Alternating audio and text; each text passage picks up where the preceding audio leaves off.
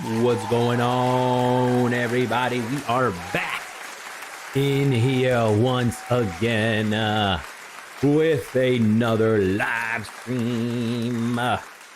Shout out to you guys for being in here, being involved, and being active on this channel. Welcome to Thursday. Who is here? Thor is here! Thor! AKA Takeout Thursday. AKA Ling Ling Thursday, AKA Friday Junior. That's right. It's almost the weekend, my ninjas. Hope y'all are doing well today. Good morning, good evening, or good night from wherever and whenever you are tuning in here to Al Gore's Internet. Shout out to CJ on that one, and the Coach Gang, of course. Let me go ahead and check for any audio issues that may or may not be on my end. Mic check, mic check, mic check. And mic check, mic check. Ooh, so far so good. No issues with the stream. Hell yeah. We can carry on with today's mission. We're catching up with the latest and greatest news of Yosemite Sam 2, aka Smite 2. We'll be reviewing the Hotfix balance recap and the Ishtar Titan talk. One of our favorite goddesses dropping in to the battleground of the gods. Spread some love and wreak some havoc as she does. So let's go ahead, without further ado, start the program. 30 seconds left. Nah, we gooch. Go ahead and speed that up a little bit. Whoops, too much. All right, there we go. There we go.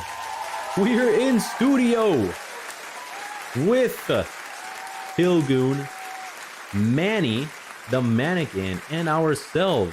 You know what? You know what I'm gonna do? I think it's this one. Whoops, not that one. That one. Bam! Oh my gosh, there we go. We're here. Mic is right here. I think that's fine. That's fine. That's fine. They won't know. Hey, we're in studio. I recently found out that Clumsy and Pom Pom left. I say that because that's unfortunate. I thought those guys were great and they were great for the game. I do understand that, you know, there's a time when things end. Everything has an ending point, an expiration date. And unfortunately for us, that was a couple weeks ago for them. Fortunately for them, though, they found a bigger and better deal. So go ahead and acknowledge them. Acknowledge me. And dish out some respect there. Thank you all, gentlemen. Thank you both for the service, love, and dedication and devotion towards the game.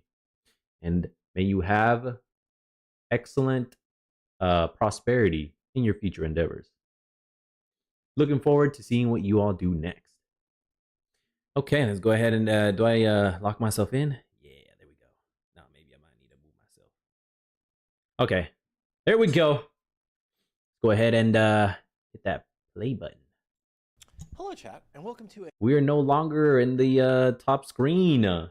Nope. We have ourselves a chair, chat. Oh my gosh, we're moving up in the world too. We are also moving up. Just like Clumsy and Pom Pom. Let's go. Isaiah left too, man. I was like, no wonder these people aren't here no more. Nope. I had to go and scour the interwebs, Al Gore's internet, to find out where they were and why they were missing. They're just gone. They found bigger and better deals. So good luck to all of those gentlemen. We got ourselves a chair now, though, chat. Look, we have a spot right here for the Titan Talk show. We are a guest now. Oh my gosh. What an opportunity we have been blessed with. Thank you.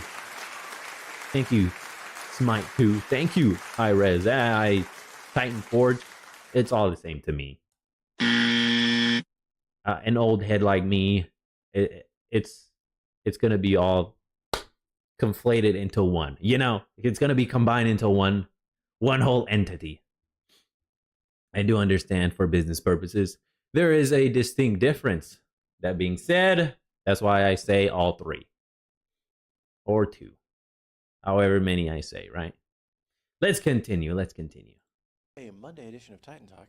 It's me, Can y'all here hear with me? Manny. We're just chilling here today, taking your questions. We're going to go through the hotfix that went out Okay, on that's a little louder.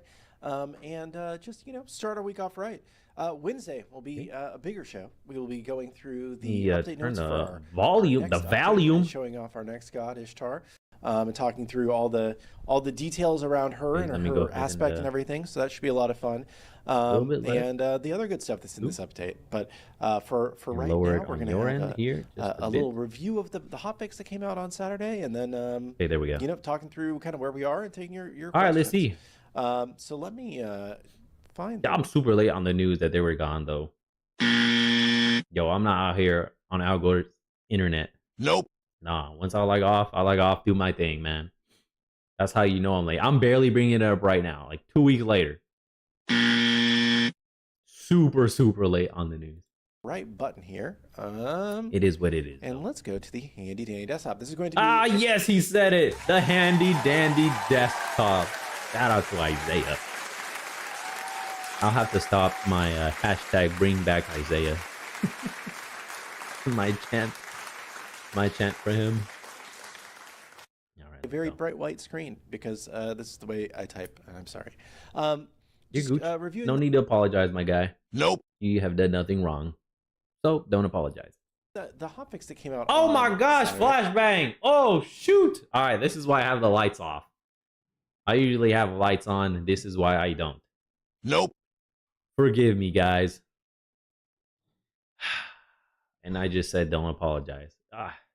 I'm a professional here. I'm a professional. I can't control this. Nope. So please bear with me, chat. Do I move myself? I'll leave myself there. I'm not in the way. Nope. We gooch. Y'all can accept it. Let me turn on. Yeah, so we released a hot. Oh, dang it. Okay. Now I need to go up here. I do need to move myself. That was incorrect though. Can y'all see me? I gotta move over some. Dang it. Nah, all right. We'll do it. We'll do it live. Hotfix on Saturday. This is not the way that we normally do things, but Nope. basically we felt Let's like see what happened. There was a strong community concern around a few hot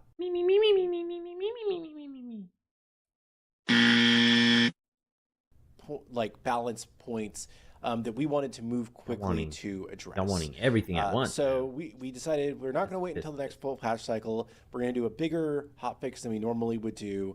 And we're going to address as many of these things as we can right now within the constraints that we were working with. We did this as a server-side hotfix, which means that there were certain things that we couldn't hotfix that we potentially wanted to, and also it meant that the in-game tooltips did not update. And I also just wanted to reiterate again, like there are other things that we are looking about at like kind of a core gameplay level. But these were the things that we could act quickly on. And again, we wanted to show you guys that we care. We don't want to have the game be in a bad balanced state, and we wanted to address it quickly. The first thing that we were able to hotfix was item balance for Bumba's Golden Dagger, Bumba's Spear, and Golden Blade. So these had some unintended Buenos dias, brother. Effect abilities and attacks could trigger multiple item procs. Estamos en vivo. And we changed it live to here. now only proc once on each target per activation. So this leads to a drastic reduction in the unintended burst damage. Okay. On Bumba's Cudgel, flat cooldown reduction has just become a little bit too plentiful, too easy to get. So we reduced the cooldown that you get on hitting an attack from Bumba's Cudgel from 0.75 seconds to 0.33 Daily seconds. check-in, that's and from right. Bumba's Hammer to 1.0 seconds to 0.66 seconds. So if you're a character that can really use this item and weave together abilities and attacks well, you're still going to get a lot of benefit out of it. It's just not going to be quite That's like so early strong. pressure god. Next, I put here as a note that you may notice that Pendulum Blade and Staff of Mirrodin are missing from this list. The specific adjustments that we wanted to make to those items we couldn't do with the server-side hotfix. Just, one of the things that we were talking about for Pendulum Blade in particular was That's the boomerang the one. cost of the item, and cost of an item is not something we can change with the server-side hotfix. There's other things we can't do too, but that's just one of the things that we were discussing and changing. So we are taking a look at all these sources of free flat cooldown reduction for future updates. No! Flat cooldown reduction, another way of saying basically like cooldown reset. Look what I'm saying here. Worm skin. No! Strength got nerfed in half, capped at the knees. Oh, max health increased from 250 to 300. Dampening, no! Nope. Dampening decreased from 15 to 10. Dude, this item was so great. I don't even care about the strength. Nope. I am glad that the health went up, though. I like that. Passive dampening. Change from 20 flat to 1 dampening per level. Yep. Yep. 20 flat? That was... You can max out with this just one item. Whenever one ability god hit you. Boom. Because what, 35 is the max dampening, right? It should be. Holy moly, man. He gave you a ton of strength too. I get this part. I understand it. I like this. I don't like that. I don't like that. Nope. Just less tanky now. So like, and that wasn't even my first item either, man. Nope. I didn't get that item first. I got the Alchemist Cloak first. That was my first dampening item. It's so cheap. I think the passive is great. You get one multi-pot every minute. I really, really enjoy that. And it's super, super cheap. Getting a % off when a thing triggers, you're getting seconds off of the cooldown, just flat seconds. That's what we think people were stacking together a lot. Wormskin Hide. We basically, both Wormskin Hide and Shield Splitter were doing a little bit too much of everything. We pivoted Wormskin Hide to focus more on max health and dampening, removing its strength and some of the early aim power spike. So we decreased strength from 40 to 20. That was a lot of freaking strength for a first item early on, and especially with the early game characters like Fanny, Wheelix, Tsukuyomi. Oh my, it was a nightmare, man. They get all that strength like up front. Decrease the flat dampening and then change the passive dampening to scale up. Rather than being 20 flat, it's now 1 dampening per level. Next, Shield Splitter. This we felt like should be more of a offensive side of hybrid item, but it was giving you too many protections for that. So we didn't touch the strength on this. No!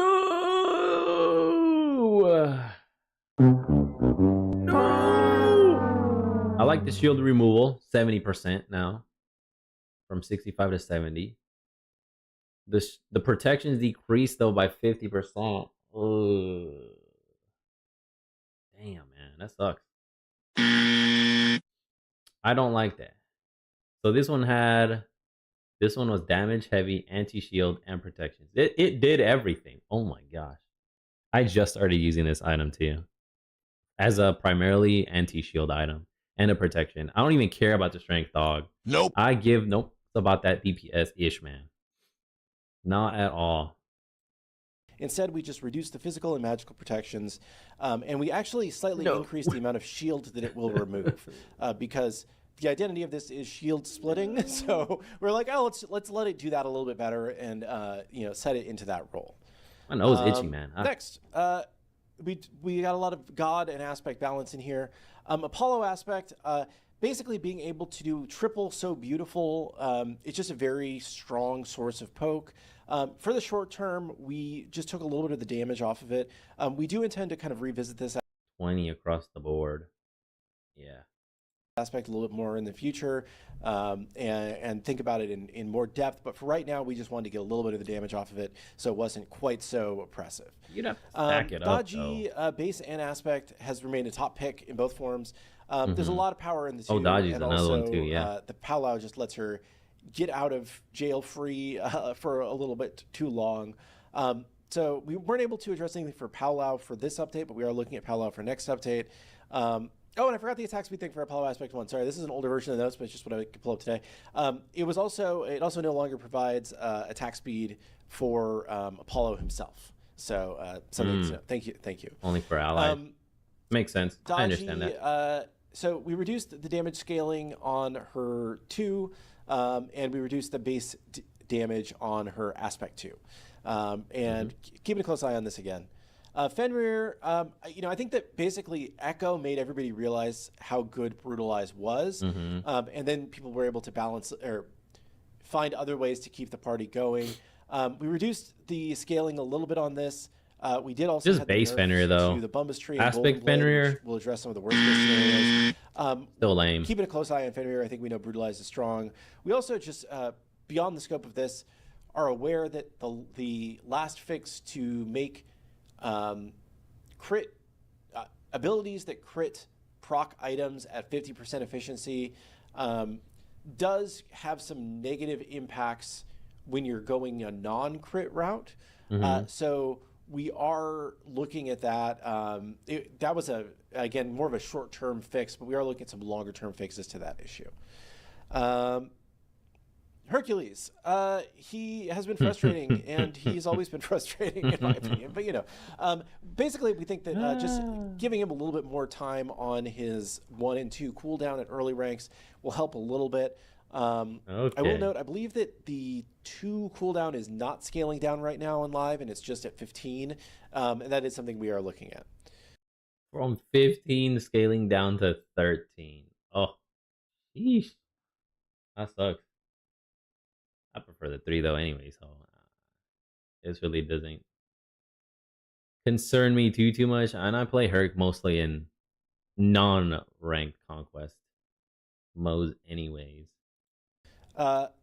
Kali Aspect has been overperforming. It's been disabled right now actually because in trying to get this in quickly for a hotfix, the numbers went in a little bit wrong on this, and it was doing less damage than intended. So it's disabled for being too weak, which is kind of the opposite of what we normally do, but kind of a broken kind of weak. So this will be addressed in the next major update here. Yeah, dog. She always has done a lot of damage for a ranged character and has piercing. I was like, ow! She hurt so much. I felt it with each basic. It's like, I'm like, hell no, man. Come on now, dog. Come on, man. Especially if you're not mechanically challenged and you're able to land the majority, if not all, of your basic attacks. It's a wrap ski, man. GG's. Your enemies are not going to have any fun. Nope. It's just going to be pub stompy. That's it. Ninja Aspect. Too much tankiness without sacrificing damage. We want to focus it more on the sustain and reduce some of the lethal output. So remove the max health damage or the percent health damage on the ult and reduce the percent health damage on the 2. Oh, that sucks. Nuwa Aspect. Dang it. Inflamed max health damage reduced from 6% of base health plus 3 to 5% of item health to 4% of base health plus 1.5 to 3.5 of item health. Ultimate no longer deals percent health damage. Boo! Boo! I understand though. I don't like it. Was just better than base Nuwa and didn't have enough of an identity. We wanted to focus on attacking, and we may revisit this more in a future update. But for right now, we removed all the scaling off of the 3, and now it's just 200% of your basic attack damage and cannot crit. Oh, it's even better. The rework was better than the original. Oh my gosh. I knew it. I knew it. I told y'all, like, that's insane. Having the loop on the 3, and it did a lot of in-hand damage, and it can proc items. Nah, brother. Nope. That might be worse than the original, although I'll still take that over the original because you can't dodge her ult at all. Nope. Echo made it worse, right? And the crit RNG was insane. It's like, nah. I'd rather take the new one with the 3, the loop on the 3. Because if you're able to dodge or the new op misses, like, oh, okay, there's a window survival, a counterattack there. And remove more scaling off of the ultimate. Odin's 3 early refire. Well, the 3 can no longer crit anymore. Base damage, strength, and intelligence scalings have been removed. Okay. This now deals 200% of basic attack damage. I cannot crit. So still going in hand damage. Basic attack damage still works. Put that with some attack speed, you still be pretty golden. Even if it doesn't crit, basic attack damage still, that's a lot, man. I think you can still proc in hand damage too, so we'll see how this turns out. Damage scaling or basic attack damage scaling reduced from 70 to 60%. Cooldown reduction was decreased from 40% to 20%. This basically, like, high level players realize that if you stacked a lot of cooldown reduction and reset this early, you could shoot this very, very fast and deal a lot of burst damage. Merlin, a little bit too safe and effective in the early game, considering the late game prowess. One of the big things that we saw also was that he was, again, able to really abuse this flat cooldown reduction. He has a free blink. So we reduced the flat cooldown reduction on his ice flicker from 5 seconds to 2 seconds, and then increased the early cooldowns of his ultimate. So late game, you're still going to have a 20-second cooldown, but early game, it's a 40-second instead of a 30-second, which means a lot for him because if you can't get into the other forms as often, then you're not able to get those cooldowns as well.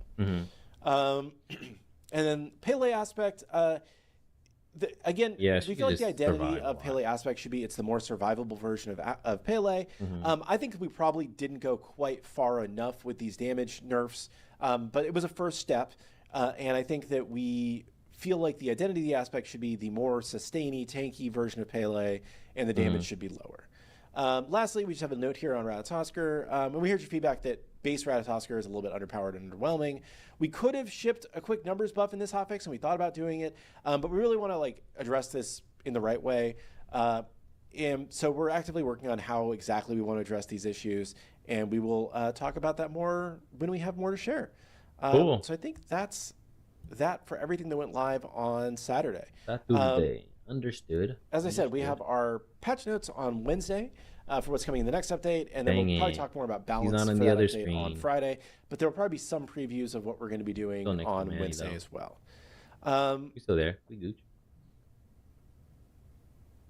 And that's most of what I wanted to talk about today, I think. Beyond that, I'm happy to answer anybody's questions in chat. That's what I'm here for. I do the show 3 times a week so that I can hear from you and answer your concerns directly, and find out what the things that are most concerning the community right now are. So yeah, I'm glad him and Hindu Man are still on the ship. 45-50 minutes to take all your questions. It would suck if every single OG Smite dev just left. I'd be like, RIP, man. Do I want to continue covering this game with some new people that probably could do worse, probably could do better? I don't know. Time will tell. It's a whole new faces after knowing about these people for 10 plus years, and then now starting to look into them further. 135, brother. Congrats on the 135 streak. Hell yeah. Give you a round of applause. Thank you for that. Love the support. Now I actually actively started to get to know these people throughout these streams. Like, oh shit. Yo, they're pretty cool. I like them. Now I have to start over. Like, I don't know about that, man. I don't know. So I'm glad they're still here. I'm glad. Talk Smite. and maybe some sports if you guys want to ask any sports questions. Because hopefully they stay. They stay for the long haul. When is Kali aspect available? Once we get it fixed, I'm not 100% sure if that's going to go live in a hotfix here in the next few days, or if we'll just leave it off until the full update. I need to talk to our release manager and just kind of see how that's going and what the plans are. Once we get too far into the patch cycle, we start kind of overlapping builds between between builds if we try and do hotfixes late in the patch cycle. So I'm not sure if that is going to get out, but I will check with him later today.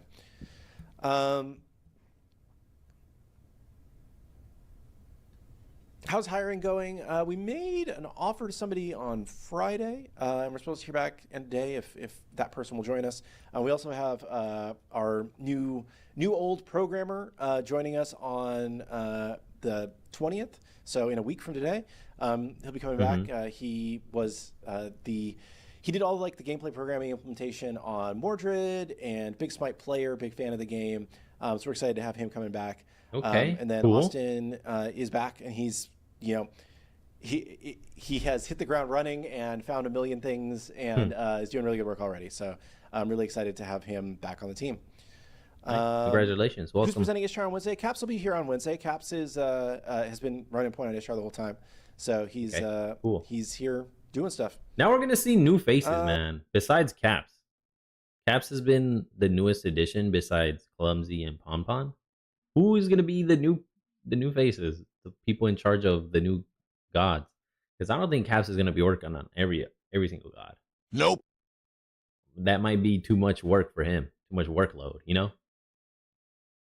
So who are going to be these new faces we're going to see? Hopefully they're cool. Hopefully they actually enjoy the game. They love it. They're passionate. And they want to see the game grow. Similar to us.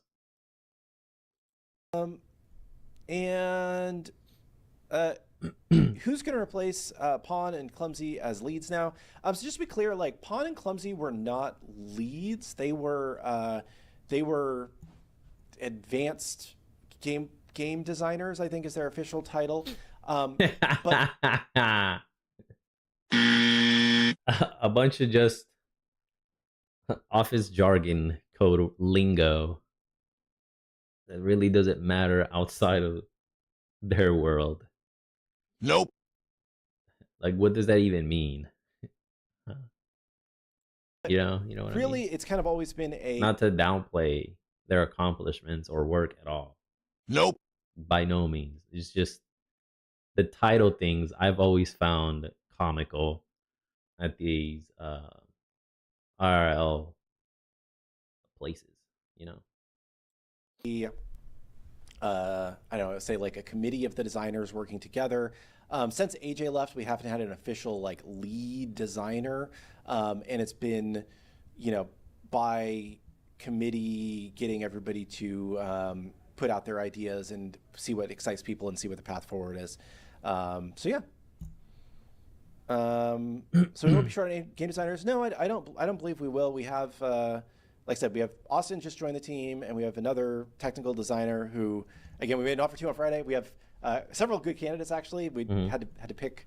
It's hard to pick, but we had to pick one, and we'll see if he accepts. And if not, then that's great news. We'll make put some more out there. Some more offers.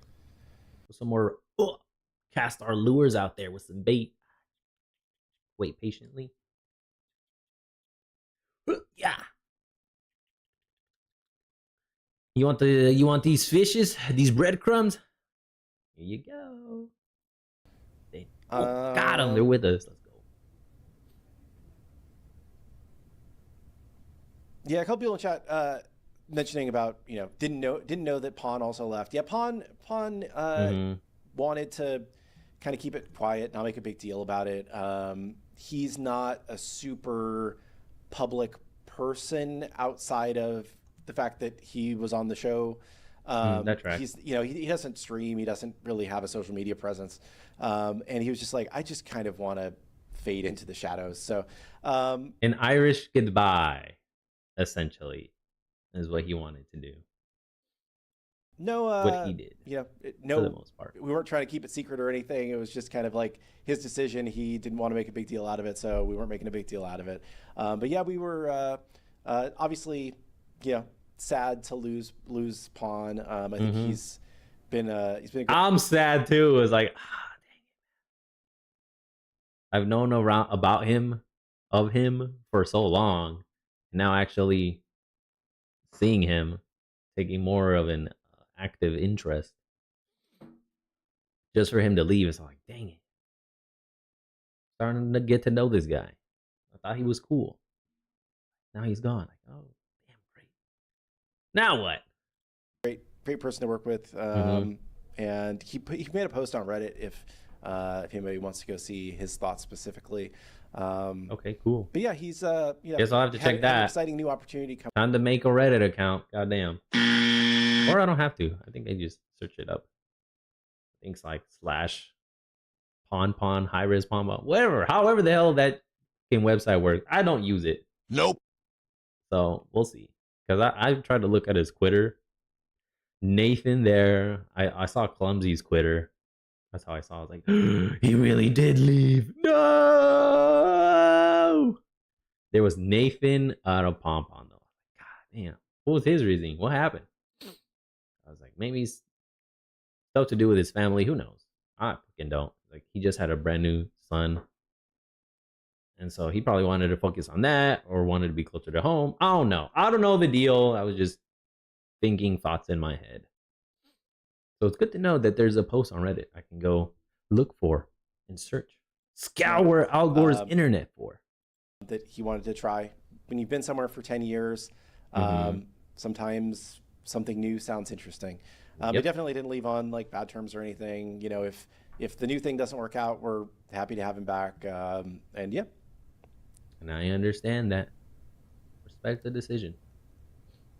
Wish you the best, you and Clumsy. Are there any delays due to these two leaving high-res? So no, I would say our current plan is that we're going to keep going at the same cadence that we were going with, new god every 2 weeks. I'll say the thing that got lost the most, and probably why you've seen us move so rapidly here, was the balance transition. I think we were focused really heavily on transitioning the core game development like pipeline and handing over gods and making sure that we had firm production plans in place on all that stuff. Yeah, who's gonna get what? In the process of trying to hand off all those things and hire, which does take a lot of time, and just go through all of that. I think that we didn't focus as much on live balance as we historically have, and I think that's what led to some of these issues. So we are trying to refocus on that now, and I think that we have some good plans coming up here. Zineski's working on some really good like conquest-wide things that I'm excited about, and just we're trying to be more focused as well, just like on the nitty-gritty of like what's annoying players, what's making the game unfun to play, and what can we do to make the game better. So yeah. Sweet. What I like to hear. Who's leaving next? Manny? No, Manny's here all day, every day. He doesn't even go home. Oh, Chad, you funny. You're funny, Chad. You got jokes, huh? That's great. Y'all have a sense of humor. I like that too. Oh, he loves the job so much. Hey, let's go. He never goes home. Nope. Kilgun with jokes himself. That's excellent. I like that. Glad to know they all have a sense of humor. Pawn Patch of Terror continuation. So I was saying there are some things. Yeah, what's gonna happen with that? Pawn's Patch of Terror. Is that gonna be his last thing? Oh my gosh, I'm looking forward. That were part of the Patch of Terror that have come out. Are they gonna rename it? Right, like so the base stat stuff was part of the Patch of Terror. The new stats were part of the Patch of Terror. He just decided it was better to approach some of these things piecemeal rather than ship them all at once. Yeah, that's better. And I think that's probably better because it's let us address things as they've arisen rather than just say like, here's a billion new things and the game's going to be a mess for forever. Yep, because now he left, right? I think that he obviously did not intend to or know that he was going to be leaving when he started in on all these changes. He left very, very thorough notes on everything that he had intended and thought about for the future steps of the Patch of Terror. Cool. I think that one of the things that... Dude, he even left notes, dog. Holy moly. There's another build? Oh, gosh. Good luck, brother. Good luck. We still need to consider that as part of the Patch of Terror is penetration and Rod of Tahuti and all that. But again, that was a bigger step. Yo, get your mind out of the gutter. That's one of the reasons why we hadn't done that one yet. It is, I would expect that something will be done regarding those, not in the next update, but I think that that's an area that we still need to look at. Some of the other more theoretical things that were part of the Patch of Terror that you guys never heard of may or may not ever happen. But I think that it's like the question now is for us as a group of designers with, Caps, who has played this game for forever and, understands the game at a very high level. And, I think he was the Flare Boot before Flare Boot. He did a lot of the like early math videos and stuff for Smite before he worked here. I think he's got a really good design sense around this kind of stuff. Austin has don't know who that guy is. Worked on Smite. He's a level designer on Smite 1 in the very, very early days, and then has come back, and we're excited. So I think he's got a lot of good sense about how systems work together and what things we should be looking at in terms of the balance. And then we've also got of course, brother. That's always the case, has right? Joined the balance group because he has a good sense of what's going on at the high level esports games that I don't get to watch on the weekends because I'm watching my kids. So I always appreciate his insights there. And then we have some new people that we're hiring too. So we'll see how that turns out. But I think it's going to be a good group, given a lot of attention to the things that matter most. All right, that's excellent news for us, the players, and new players too. That's why some of these things were less focused on. He touched on it earlier. Like now it all makes sense. Now that we have been revealed this information of why they let this go on for so long. It's because there was stuff going on in the background. All right. People were leaving. We were unaware of that. They were. They're like, all right, let's just push that off. Work on what we can. Start transitioning. Who's going to take care of what? Who's going to inherit what? How are things going to look for the future? Pawn even list some thorough ass notes. So now we know. It's like, aha. It's not because they're just bad designers or devs. It's because there was office RL politics-ish going on in the background that we were unaware of. At least to me, it all makes sense. Like, oh, okay. Cool. All right, now. Hey, I accept what happened. All right? I'm not going to bitch, complain, or moan about it. Like, now I understand. Like, all right, cool. That makes sense. Let's move forward. Wings, I assume she'll get new card art. Holding no grudges. Adding the wings to the current card art. I don't think it's like a not that I did art, but she will have wings in the art. Okay. My kids don't watch Smite Prime. No, my kids. The only thing my kids right now, my daughter is obsessed with Paw Patrol, dude. Like, I try and do other things, and it's like Paw Patrol, Paw Patrol, Paw Patrol. She's a big fan of Rubble. Paw Patrol? I thought it was Pup Patrol. No, probably nobody in this chat has seen Paw Patrol, but it's okay.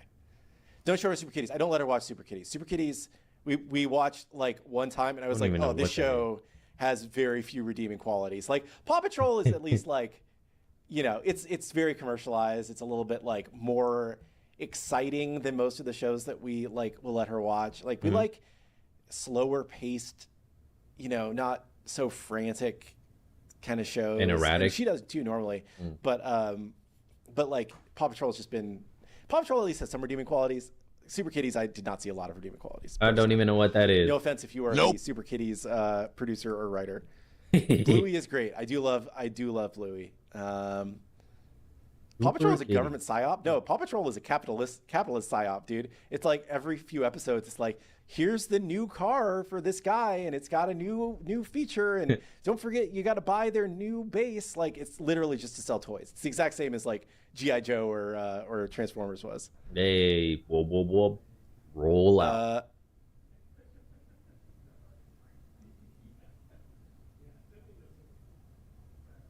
Get her on some old school SpongeBob. She's too little for that. She's 3. 3 is too little for SpongeBob. Sorry, guys. Mayor of Mayor Bacchus. I appreciate the kid show chat. Surely we get her to watch the Wiggles in the future. I'll say the Wiggles have guest starred on some episodes of Sesame Street. What is even that, man? So we've seen a little bit of Wiggles through that, but I don't think we've ever just watched the Wiggles directly. The Wiggles. When's the next Adult Worshiper event? That's a good question. Hindi Man plans those out. I'm not exactly sure what the next one on the calendar is, but definitely something we want to do. We also been talking about trying to find ways of running other kinds of events. Back in Smite 1, we had a lot of levers of different weekend events we could run. So there was, I don't want to say always something, but there was pretty regularly something to do. And I think that like right now, Double Worshippers is kind of the only one we have that's any interest. Yeah. So we've been talking about how we can do more to just have more going on. Can we get an update on any upcoming content? I would say everything that we've said publicly before has not changed. We still have Ishtar and Atlas, and then we'll have a new buy all event with the Saga and more gods coming every 2 weeks. We haven't announced the gods specifically beyond Ishtar and Atlas, yeah. But they're still on track and they're looking good. And yeah. So in the Atlas update, or that I haven't seen Ishtar's new model. Do the wings reduce the players can review? I would say it's gonna be the not new really. review. They're pretty small. There was a Ishtar skin in Smite 1 that had wings, and I would say they're very similar to those. I don't think they're going to get in your way very much. Good to know. There's going to be a distinct differentiation between her and Neith. You were to put an entirely new god on the roadmap, would there be a delay between patches so you could work on that god better? I would say a new god is something that is going to take a very long time. We don't want no new gods, and it's dog. not something that like we would just take a break from one patch. We want and then we would be able to do a new god. Classic new gods god to return. Departments, every department in then a bring very large way. So to do new gods, we really have to. There would have to be substantial changes to a lot of parts of the schedule. And it's not saying that we way don't too want much to do it, ish, it's not man. worth doing. But Behind again, the scenes, we've asked the community like, I don't know if y'all are taking that into account. Do you want to see some of these classic gods? Do you want to see or all purposely new gods? ignoring? And it's the classic gods are kind of overwhelming. Whenever we've done a new god recently, it's been, I know it's been a while, but we've done new gods. Generally, the feedback has been, yeah, but what about this classic god that I'm missing? Yeah. So I think that there's a place for new gods. I think that we definitely want to get in the business of doing new gods again. But I think, for the next bit, at least, it's going to be classic gods because there's still a lot of really in-demand classic gods that we're missing. Fafnir, Persephone, Bakasura, hello? Here. What are your thoughts on bringing back glyphs and or different level 20 upgrades for each starter? Also, is there any idea on adding more starters to the game to increase build variety? With the changes to starters no longer being roll locked, I'd love to see Mannequin or Tainted Steel make a return. I think this is all stuff that we Mannequin would be interested Mannequin in tree. and consider. I think glyphs personally,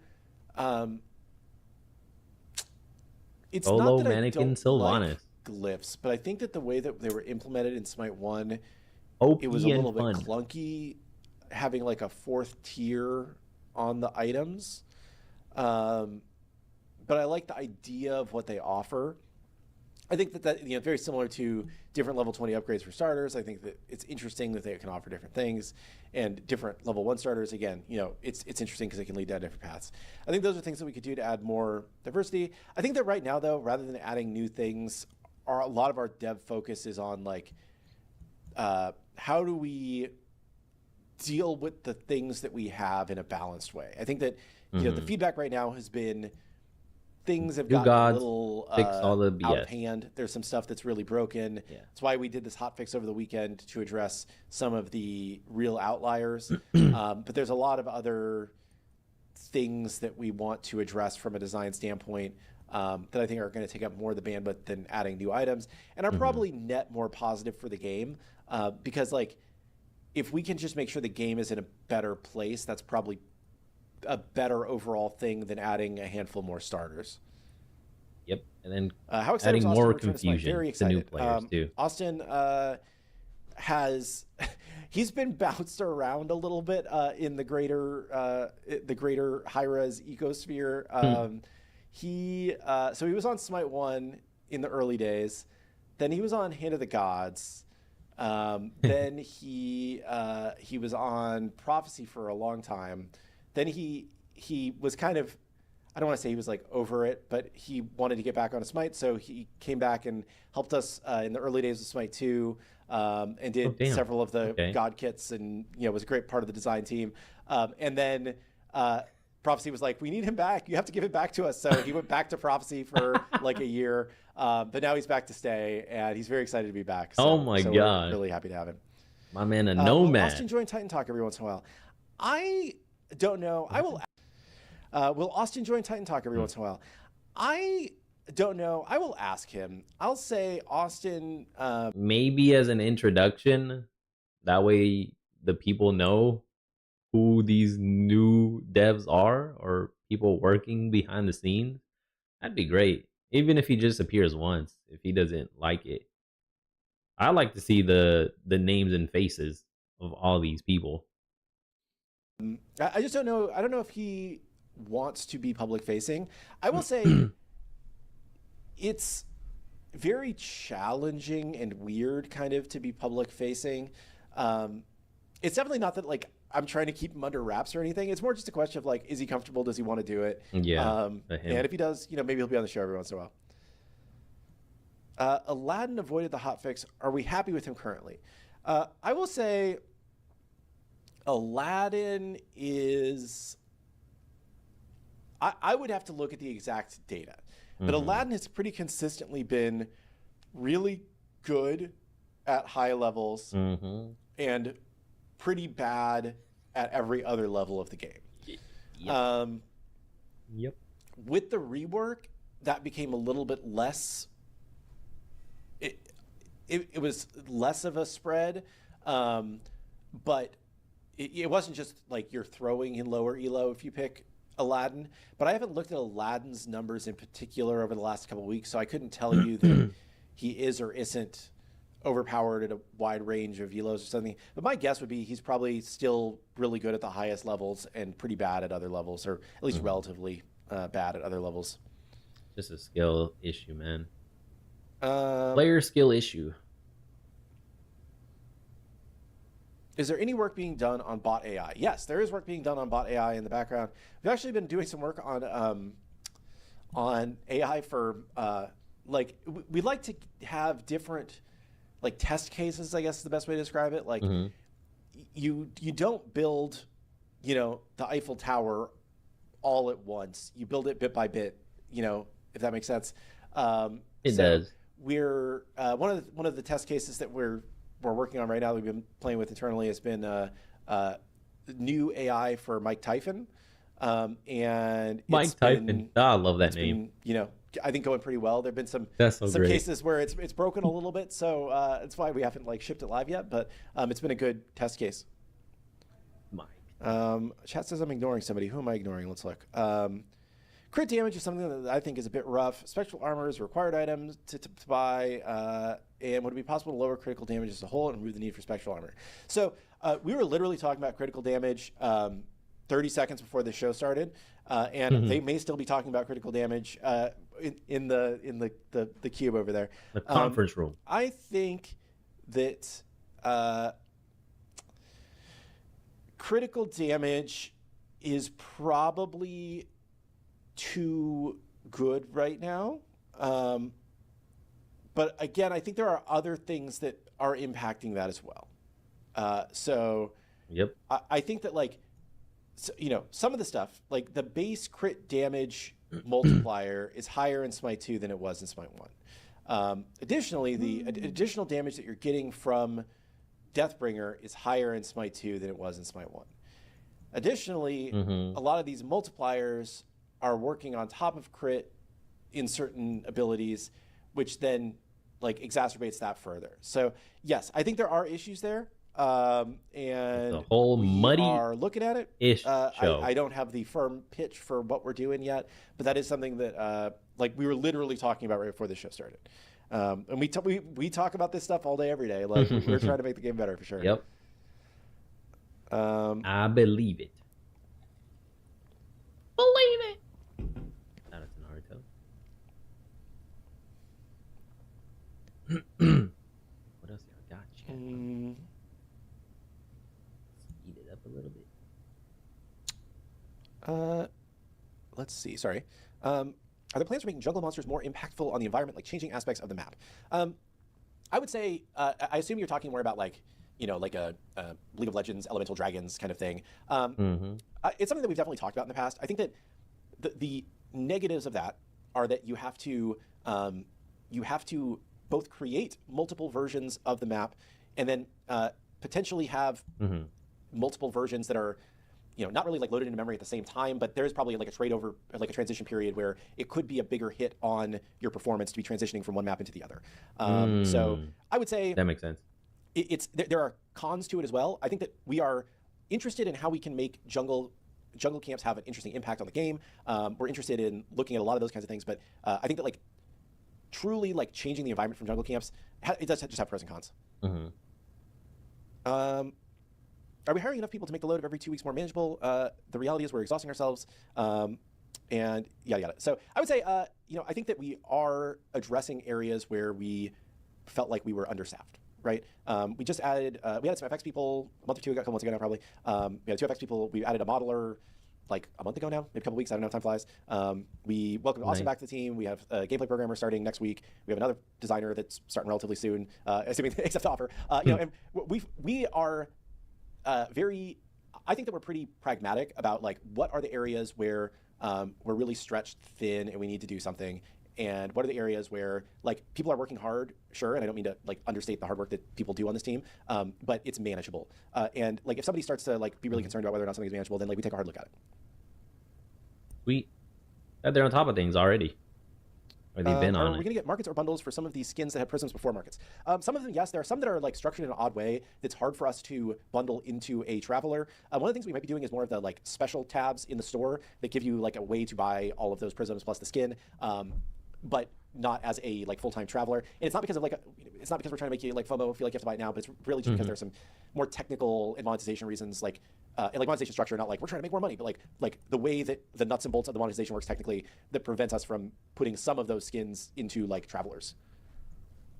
All stuff we are unaware about, have no information or knowledge. What balance aside, or experience with one item or items, I guess, do I think have a place in Smite 2? I think that the 2 items, I'm gonna say 3 items that I would most like to see, but again, this is just my personal perspective. I had fun with them in Smite 1. Are tablet. I like stacking. I think stacking is a fun mechanic. E-staff. I thought that was just kind of a neat concept of like E-staff stealing health from people. Mana. Stealing mana. And what was the third one I was gonna say? Warlocks. Acts of animosity. Yeah. I thought that having like Bulwark of Hope. Come on. Like the brawler basic attack starter upgrade was interesting. All right, you guys, you're about to watch 180 seconds of ads. Yo, domination would go hard right now. Holy moly. You get an extra, what was it, 25% basic attack thing? And then you get pen on it. Ooh, that thing will go hard. Many other interesting items. Those are just 3 that immediately come to my mind. Yep. Twitcher's 2-minute warning. Well, now 1:90 seconds. Feel free to stick around and support the channel by watching the ads. If you don't want to watch the ads, feel free to sub up, prime up, and if you leave, I'll see you when I see you.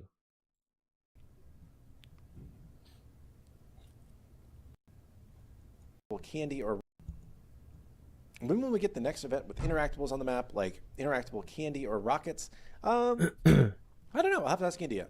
India's the person who set all those up. July. She recently did like all of the trackers in the tracker collections. So that's been kind of some of her focus recently. But yeah, I don't know if she's planning to do one for the next like big like event, or if she's got something else planned. July is the next big event or holiday.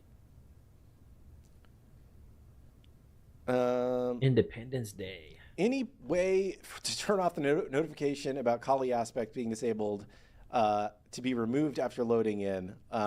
No, so that is like a that's something that we put in as kind of like a quick emergency thing, just to let people know that something had happened. We'll probably just turn it off at some point once we feel like most people have seen it. But there's not really a way for that to just like hide itself automatically after, you know, you've seen it for a certain amount of time. People will forget, man. Right, people will forget. Try to use aspect. Why can't I use it? Hey, yo, this game. I think that Yorm Roller Coaster will eventually be a skin possibility. I think it's a possibility. I think that like there are like exactly what you want that skin to be determines how possible it is, right? If you want the ult to be like there's train track coming and then the roller coaster like rides over it, and you know like like you could go really it could be a very, very hard skin to make, or it could be a relatively easy skin to make. If it think it out. If it worked largely like Yorm does now, where you know the head is just the front car of the train. Yes, that's what I'm envisioning right here. Like you still keep his head is the front of the car, right? The rest of him, at least the 80% of his body can be extruded out and placed in the other carts. And then the bottom of him is the tracks. Is the bottom of the roller coaster. That way it'll still be the same. You know? That's how I'm envisioning this skin. Because if you just turn him into a just train carts, that's gonna look whack. I'm not gonna want that at all. Nope. Like, what? Why do I only see not train tracks, freaking roller coaster carts here? Like, how is a roller coaster cart spitting fire and his breath attack, you know? It's gonna be uncanny valley for me. So keep metallicize him, metalize him, metallify him. Instead of being flesh and blood, just turn him into a robot, essentially. Cut out the majority of his body, with the exception of a large portion of his head for the most part, right? Pause. And then add in right there the cart aspect. That would make more sense to me. And then the rest of it just kind of follows. Like that's pretty doable. If it substantially changes the way that the ult moves, it becomes very difficult very quickly. Yep. I can imagine that.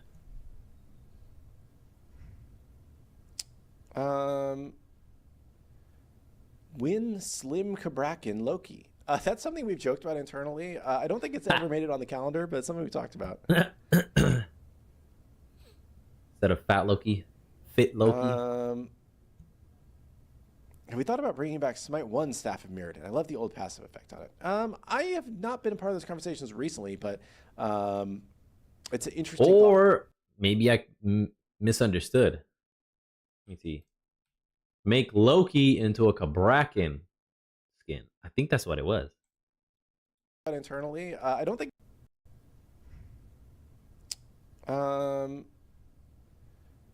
Win Slim Kabrakin Loki. Yes,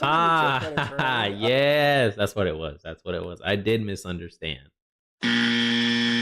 So instead of being Fat Loki, it's Fit Kabrakin. Yeah, let's go.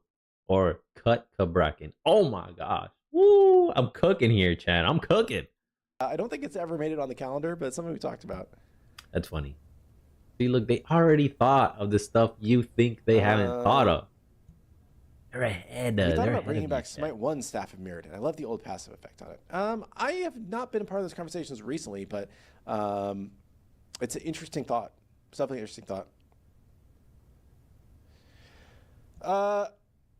What's your thought on executes? We get more gods and new gods with executes outside the ones who already have them in their kit. Will we get more gods and new gods with executes outside the ones who already have them in their kit? I would say when it makes sense, we are not opposed to giving something an execute. You definitely don't want like every god in the game to have an execute. Every Yeah, god should that's have their lame. own identity. I think that like, you know, people would be like, well, but why did you give Sobek an execute? That's just silly and doesn't fit the kit at all. And I think that I think it makes sense. I would like to see at least one execute in every role. We already have Thanatos jungle, Achilles warrior, and now we actually have 2 in the jungle, at least in Smite 1. Sobek support and Ao Kuang jungle. He's mage though. Mage jungle. We need a hunter execute. That's all that's left. We got physical jungle, warrior, support, mage, jungle, and then he's more jungle than mage. Ao Kuang. So I guess we'll need a mage, a real mage, and then ADC. like the Sobek one is almost, it's like really close to being a cosmetic execute because it doesn't actually in most cases it doesn't really execute people too far beyond the amount of damage that it just would have done and killed them, you know. Yeah. And I think that that's kind of a neat like flavor win, where like if you're trying to give like more like a like I don't know like a Achilles execute resetting thing, like that's more a core part of the character's kit and identity. Crazy. You wouldn't want to just like give that to everybody. Gotta be unique, man. Limited. But I think that, yeah, it just guarantees the kill through Kepri ult or shields. Yeah, it definitely does have that effect. But I think that like it's good. It's definitely an improvement to his base kit. It's better in certain niche ways. But I think that it's, when we first said that we were giving Sobek an execute, everybody's like, are you insane? That's the most overpowered thing that you could have possibly done. You know, Nah, like, that makes sense. I like it. It's tuned in a way that like it makes sense, and it doesn't, in most cases, really change that much about him.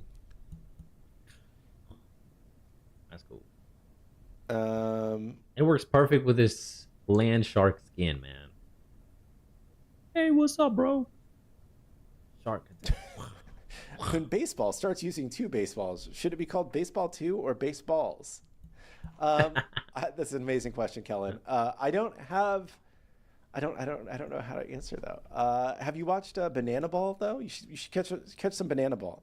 It's the best evolution of the baseball rule set that we've seen in a long time. I'm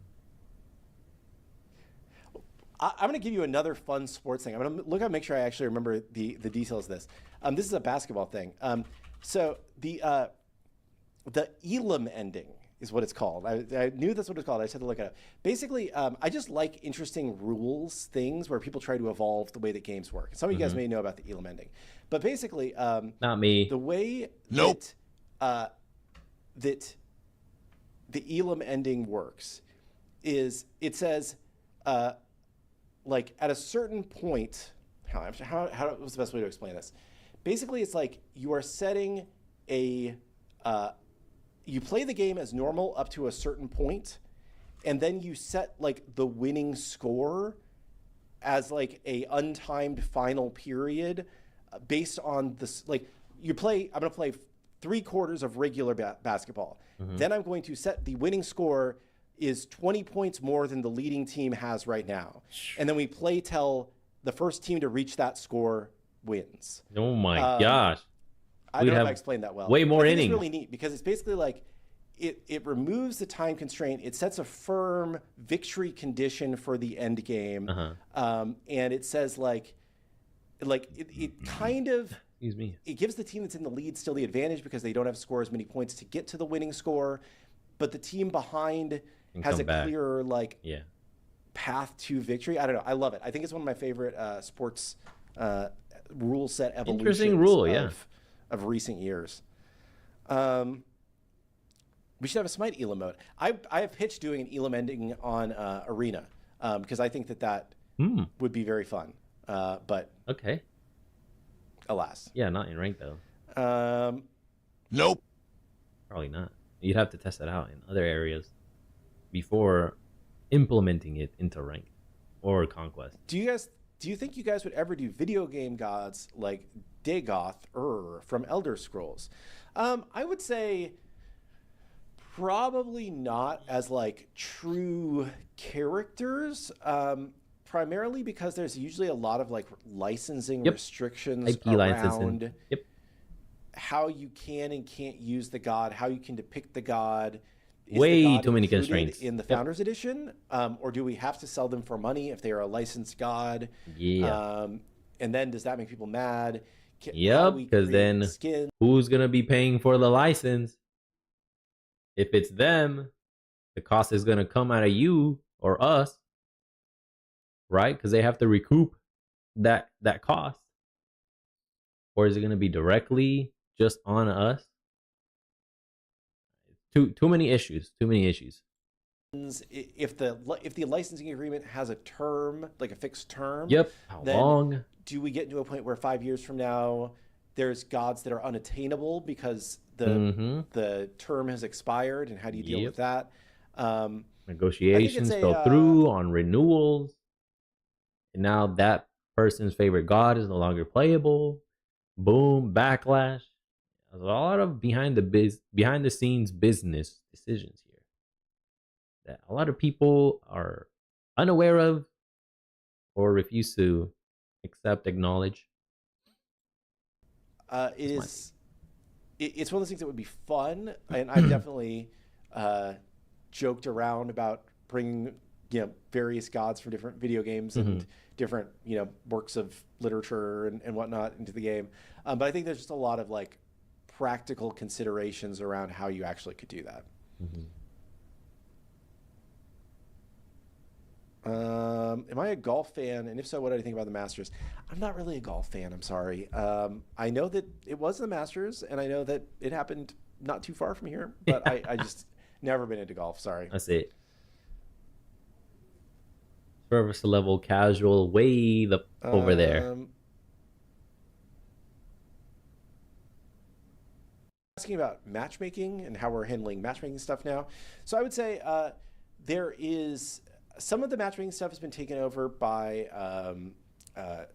our level designer.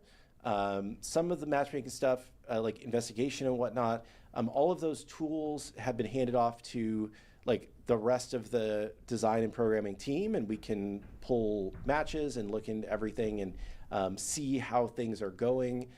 We definitely have still continued to look at things since Pawn left. We got a couple Pawn left issues that Zaneski fixed, I think this morning even, with some of the lever queue redirecting to wrong queues in weird situations. But yeah, definitely looking into all that. All right, cool. Yo, man, I gotta be right back. I need to stretch my legs and use the restroom. Nature's calling. BRB. You guys do the same.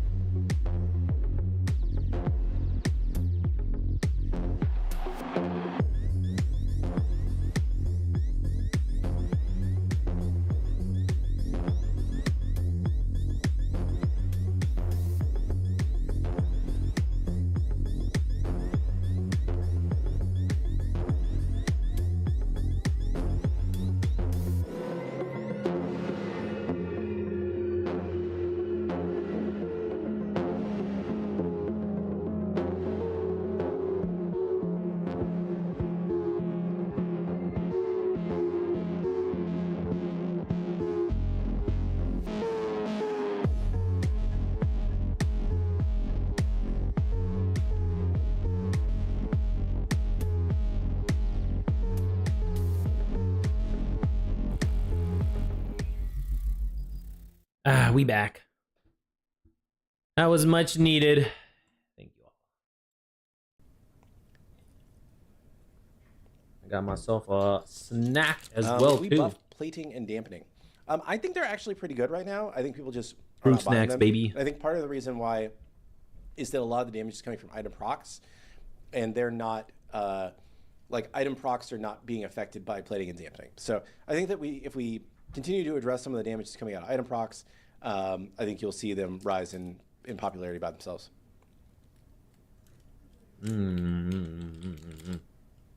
How many times a day do I pitch something and people say I'm crazy? This is actually part of my like creative process. I think that it is good to pitch crazy things and get people outside of like the box of constraints that they may feel like they're working in, right? Rule number 3: don't box just yourself like a silly in. pitch that is immediately disabled, Shout out to immediately dismissed. CGA. And other times it's like it gets people thinking, oh, well, not that, but what if we did this, right? And it's like getting to the core of the problem in a different way, I think is useful. Yep. When is the Hotfix going live? We're live on Saturday. I don't know what time on Saturday, but we're live on Saturday.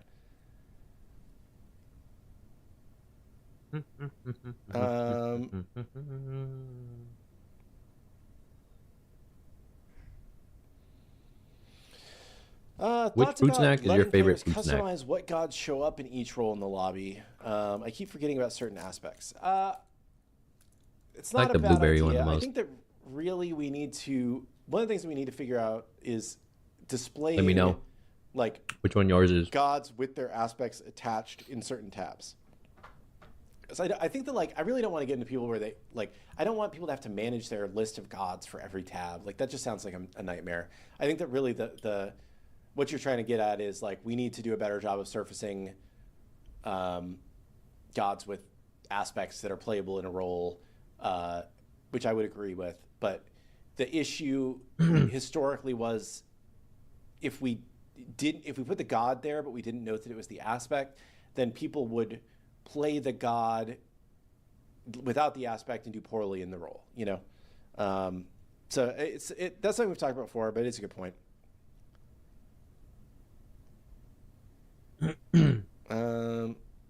Maybe include both aspect and non-aspect in the god list. Yeah, but then it's like we just have like twice as many and there's 2 entries for every god. Like that just seems like a lot. Too much BS. Maybe strawberry second.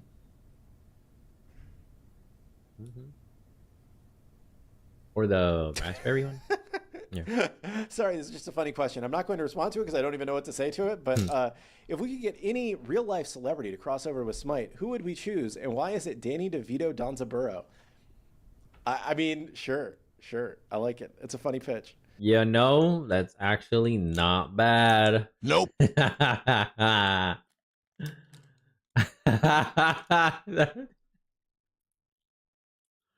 was funny. That's a great pitch, man. Great question, chatter. That was great. Got a laugh out of Kilgoon and me. And probably more people in chat too. Oh man. Excellent question. Now it's got me thinking. Could we think about doing another survey about what people want in the game sooner? For example, I'm fine without the aspect releases on the Friday if that relieves pressure. So I would say, generally speaking, so we don't. Who else could join the roster? We are not against doing more surveys about what like the community's top priorities are. I think we feel pretty good about the path we're on right now, but we're not against doing more surveys. There's just the risk of like if you're constantly doing surveys, it's constantly a drain of like doing surveys, interpreting the data, yada yada yada. So we don't want to do it all the time. In terms of aspects themselves, aspects are definitely a bucket of work. I'm not going to lie and say that they're not, but it's a lot easier to do an aspect at the same time that we're doing a god than to go back and do an aspect later. So I think doing the aspect at the same time as the god makes a lot of sense. And generally speaking, the aspects have been really well received as a good addition to Smite 2. And people like playing the aspects quite a bit. So I don't think we want to stop doing the aspects, and I think it just makes more sense to do them from a dev perspective at the same time we're doing the god. Yeah. More efficient that way too. Licensed skin. It was a licensed skin. It was kind of a weird licensing deal. We went through Twitch to make that happen because at that point in time, Twitch was doing the like Bob Ross streams, and it was like a big part of like gaming culture. And we talked to them about, hey, could we do something? And they kind of match made the deal a little bit and worked as kind of the in between. And then the second time we did Bob Ross skin, because we started with Sylvanas and then we did Jean-Qui later. Yeah, Jean-Qui. I think when we did the Jean-Qui one, we just talked to them directly, and Twitch was kind of out of the Bob Ross game at that point in time. But it was a licensed skin. Please confirm you're not going anywhere so that Titan Talk can continue. And can we please confirm that Manny is staying as well? It's imperative. Manny's not going anywhere. I'm not going anywhere. Not interviewing anywhere. I'm very happy here. Yes. Yes. At the very least, you guys will have Kilgoon and Manny to look forward to every Titan Talk.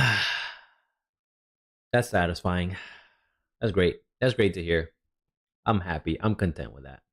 Hindu man, are you going to stay or are you going to leave? Please don't leave. If you do leave and find something better, I understand and I wish you the best.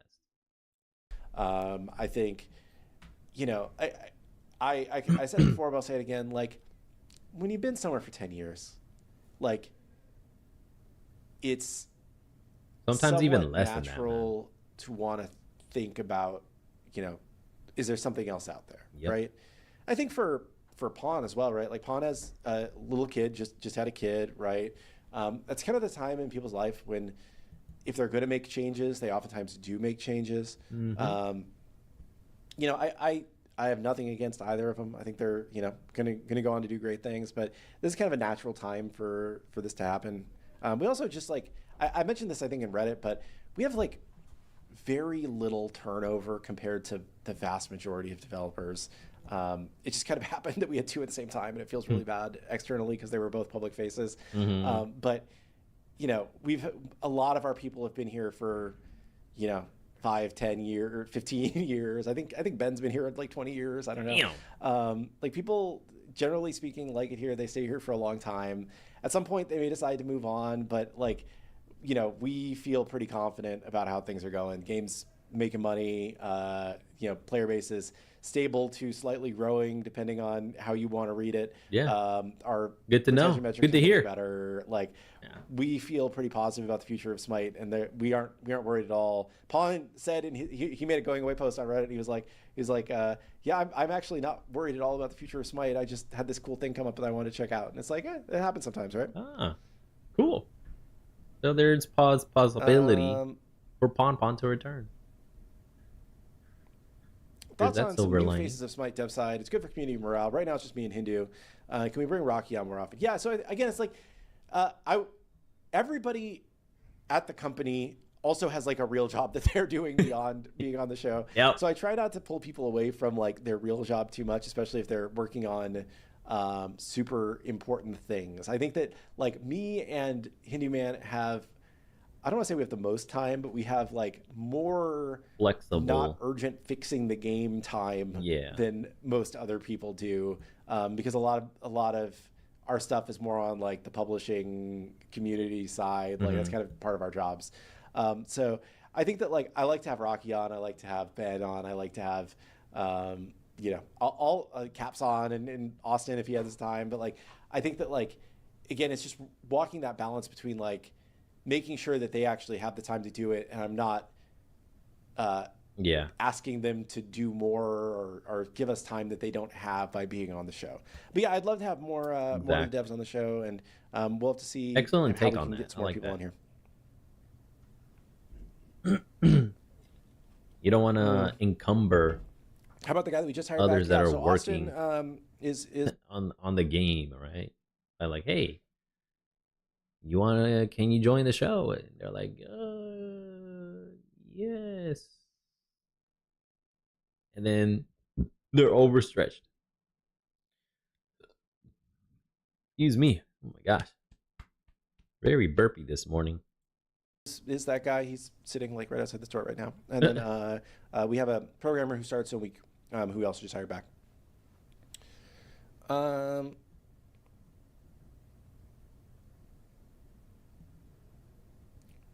can, let's see, sorry.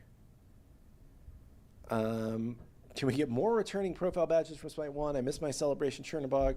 I would say we kind of are working through some of these, but it's not a, you know, we could just like port them all over, but I think that people would be, I don't want to say upset, but like, it'd just be like a lot all of a sudden. So I say like as requests come up and as it makes sense for something that we're doing, we usually case by case basis port over some associated ones. Essentially, case by case basis.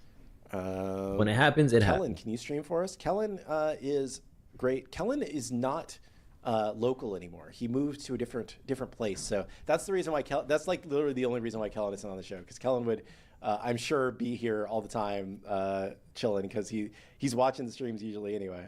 I don't even know who that guy is. Nope. Who is this Kellen fellow?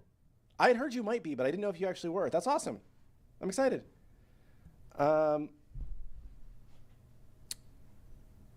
Can the flag icon... The only Kellen I know is Kellen Quinn from Sleeping with Sirens, the band. That's it. Come back.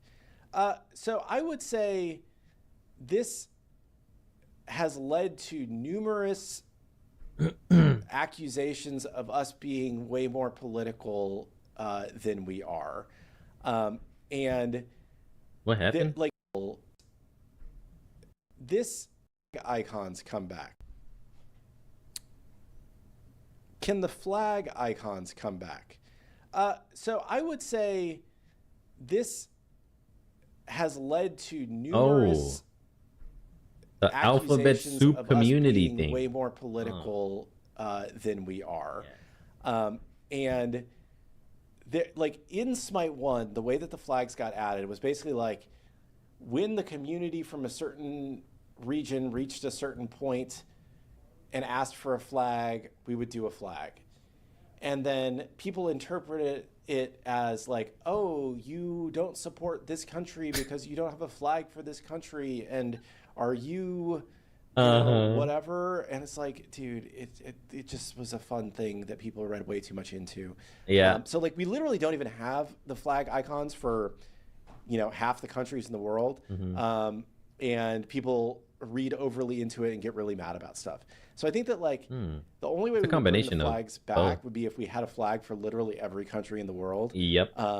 And even then, people would probably still, you know, be like, oh, why did you add a flag for that country? I'm morally opposed to something that they're doing. And it's like, like, I just think there's no winning or losing. Or it's mostly losing with bringing back the country flag icons.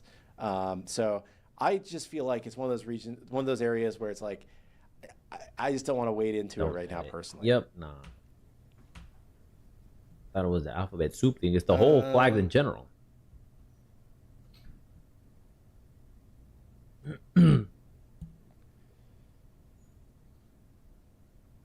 Let's see. Can we bring back the dancing squid profile picture? I missed the look. I like that one. That was a good one. I agree. Kumbhakarna. Kumbhakarna. Why aspect on Friday and not the following Tuesday so that each version gets the full week? We usually try to turn it on Friday because it gives people something new to play with for the first weekend, and we think that that's important. You know, I think that like also getting balance or broken feedback about the thing on the Tuesday is already pretty late for us to be able to make any meaningful changes to it for the next update, because we'll have patch notes like the day after that. Yep. Yeah, that makes sense. A week into the update. So I think that like those are the main reasons.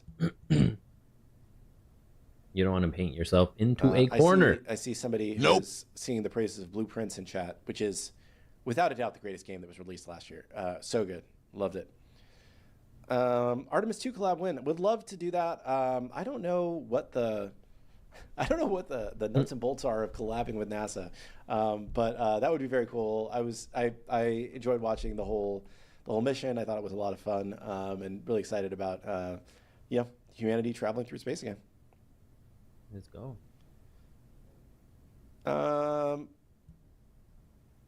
not scroll with a gun. That game did look fun. I didn't play it. It looked one of those games that was like, oh, that's fun, but not like gonna stick with me for forever. So it looked fun though. Do I think the players have a hard time distinguishing between protections versus plating or dampening? I would say I think that the players have had a harder time with it than I thought they would, because I don't know. I play a lot of games that introduce new keywords for new things every 5 minutes. Like, you know, Magic the Gathering has a new keyword for some ability for every set, like 3 new keywords for every set every month or so, right? You know, like MMOs release new keyword stuff with every expansion. They a ton of new keyworded things. Like a lot of MOBAs release like new keyworded stats quite frequently. But I think there's just been a lot for people for some reason. We definitely have talked about like, just whack y'all in the mic. You know, is it worth just changing it to be plating is called physical protection, attack mitigations, and dampening is called ability mitigations. But then basic attack. If there's anything else that says mitigations, then people read it as like, oh, does that mean that it affects attack mitigations and ability mitigations too? And we've been trying to keep them separate where it's not confusing that, like, because they aren't, it's not the same thing. You know, we've had, I don't know. I feel like there's, the TLDR on the answer for that is yes. I think the community has had a harder time with the stats than I thought they would, but I'm not sure of a clean path forward, and if it's better just to like give people a little more time to adjust. More time. They're probably just ignorant. They don't know, or they don't even watch the shows. Again, ignorant. Let's see. Do I think the new stats have been a success overall? At least some of them seem to have mainly made the balance team's job harder. I'm not seeing many people actively happy with them existing. So I can summarize them kind of as follows. I think that tenacity has made people happy. I think that people like the idea of tenacity. Yes. I think CC reduction. Pathfinding is potentially just in the long term, a better for the game way of handling items that grant bits of movement speed. And I think that it is a more balanceable version of the stat, even if it's maybe not 100% right at the moment. I think plating and dampening are very interesting from a counter building perspective as a tank. I think that, like I said, the community has had a little bit of a harder time getting to grips with them than I thought they would, but I think that they do add an interesting new wrinkle. And again, the vast majority of people that are actually building for themselves are like super hardcore Smite players, and most people are not actually thinking about what item they're building every game. They're just following a build off the internet or community builds or using auto build or something like that. And then Echo's the last one. I think Echo's definitely the most controversial. I think that it's the thing about Echo is that it brought to light a number of kind of core issues with some of the damage formulas in the game. They're high, too high. And I think that it's actually been a positive for the game because of that, even if it led to a few weeks of, imbalance. You can also argue the most philosophically, I think, about whether or not Echo should exist. I think that some people think that ability crit is just a bad thing and shouldn't be a thing ever. Other people think it's fine if balanced appropriately. I think it's probably fine if balanced appropriately, but I think that understanding what made Echo broken has led to, because it wasn't actually Echo, it was Echo's interaction with specific abilities more than anything else, has led to just some interesting bad meta for people to play in, which has led to a lot of the issues we've been seeing recently. Sorry if that was a little meandering. I had to think my way through that, but hopefully that was informative. I get you. Informative for me. Hopefully for you guys too. It's time for one more question. One more We'll question. I will not A little just be by delayed myself. there. I mean, Mandy's here, but it won't just be me. I'm Mandy here on Wednesday. too. We'll go through the patch. We'll have Caps, I'm sure, to talk through Ishtar, and Coming up all the next. fun stuff coming in the update. And then we'll have PTS probably going live later that day, so it should be fun. And I need to pick one last question here. Have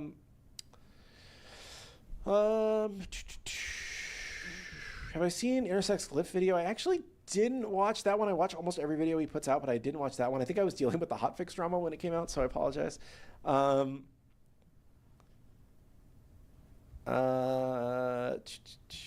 Will Atlas be on this PTS? Yes, we're still trying to find bugs with Atlas. We found some this morning. Oh, Atlas. What's an actual real final question? I heard Alice. Alice in Chains, Alice in Wonderland. Monster check? It's just a white monster. Nothing exciting. Got some water. I don't know. I'm not less exciting than that monster. Today was chest day and back day. I'll take this as my last one. Intersect guest on Titan Talk. So I think I actually would like to have at some point like some shows where we could have on a creator, whether it's Intersect or anybody else. And they could, ask some questions to us directly, and we could answer, and we can just talk through kind of, their issues and their feedback and their questions about the game. If you were to do that, I am chiming in here. Whether you like it or not, deal with it.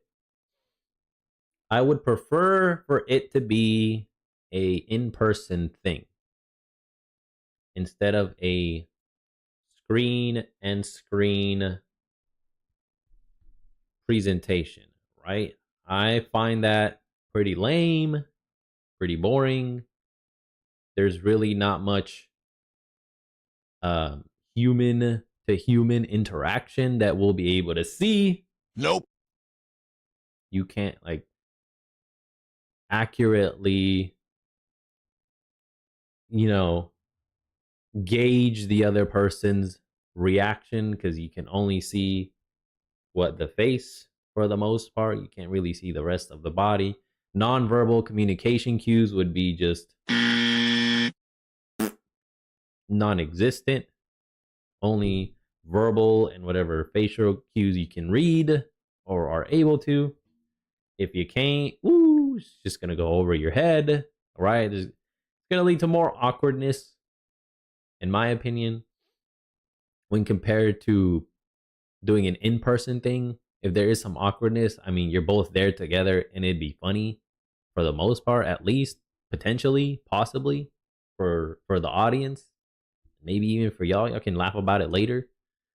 Grabbing a beer or a lunch or something, you're breaking bread, you're like, oh, man, that was awful. That was so embarrassing. Oh, now you got all that ish out of the way, and if they're a returning guest, boom.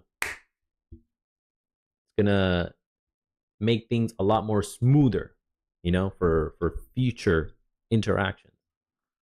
That's why I just prefer in-person to person interview types style. That's why I like the show so much, the Titan Talks, because there's 3 people and sometimes the Manny, right? Whenever there's one less guest or 2 less guests on this one. We're here virtually though. We are that second guest.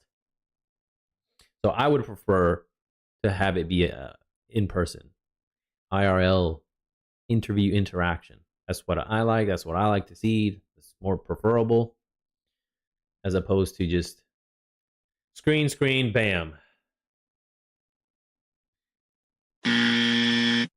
That just ain't my speed. It's not for me. Nope. Those are my 2 cents. All right. There.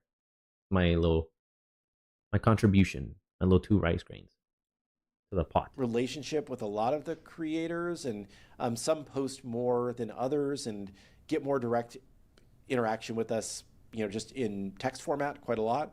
But it might be something that's interesting for the community to, to be, to have it like as a video conversation. I would say like a lot of the stuff. Damn, he said the video. Nope. No, my man. He don't like the in-person ones. Here's what you're gonna want to talk about is probably gonna be like deep balance and stuff. So probably having like, you know, a designer or something on that show as well would be like mandatory, because I moonlight as a designer, but I am not nearly as knowledgeable. But I think that like that could be a fun show. And you know, chat's mentioning other people that would be great to have on. Yeah, like Snatty sent me like a very long Discord message talking about some of the issues with the game recently, which was great. I really appreciated it. I'm not making fun of it for being long. I'm just like a strongly worded email. Very passionate person who cares a lot about the game, and that's the kind of person that we you know would like to talk to. So yeah, I think that's something that would be fun to do. It's not something that we would do every week or anything, but I think that could be a fun show every now and again. That'd be cool, and help make it, you know, mix it up. Again, if it were in person though, to person, that's my caveat. I would like to see it if it's person to person. If this is virtual nonsense, miss me with that ish, man. I think that the community really values the Q&A shows. Yes. I think people have questions they feel like they can't get answered. I do. But I think also it's probably the least interesting show type if you're a consistent watcher, because some of the answers end up kind of samey. And yeah, for real, y'all keep bringing in the same talking points, the same questions, and they've been already restated, reiterated, mentioned, said 11 times in the past, and y'all just don't listen. Nope. Ask the same question. I'm just like,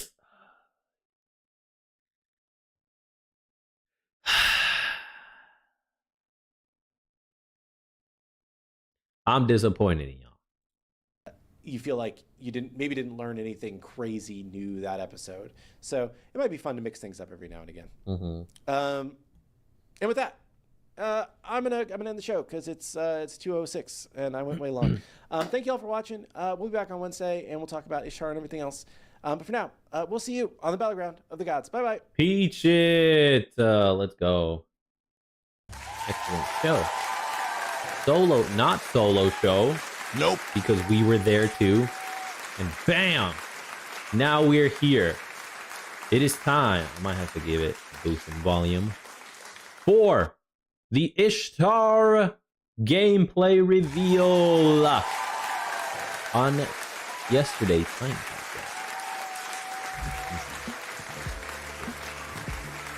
Get a boost on my end.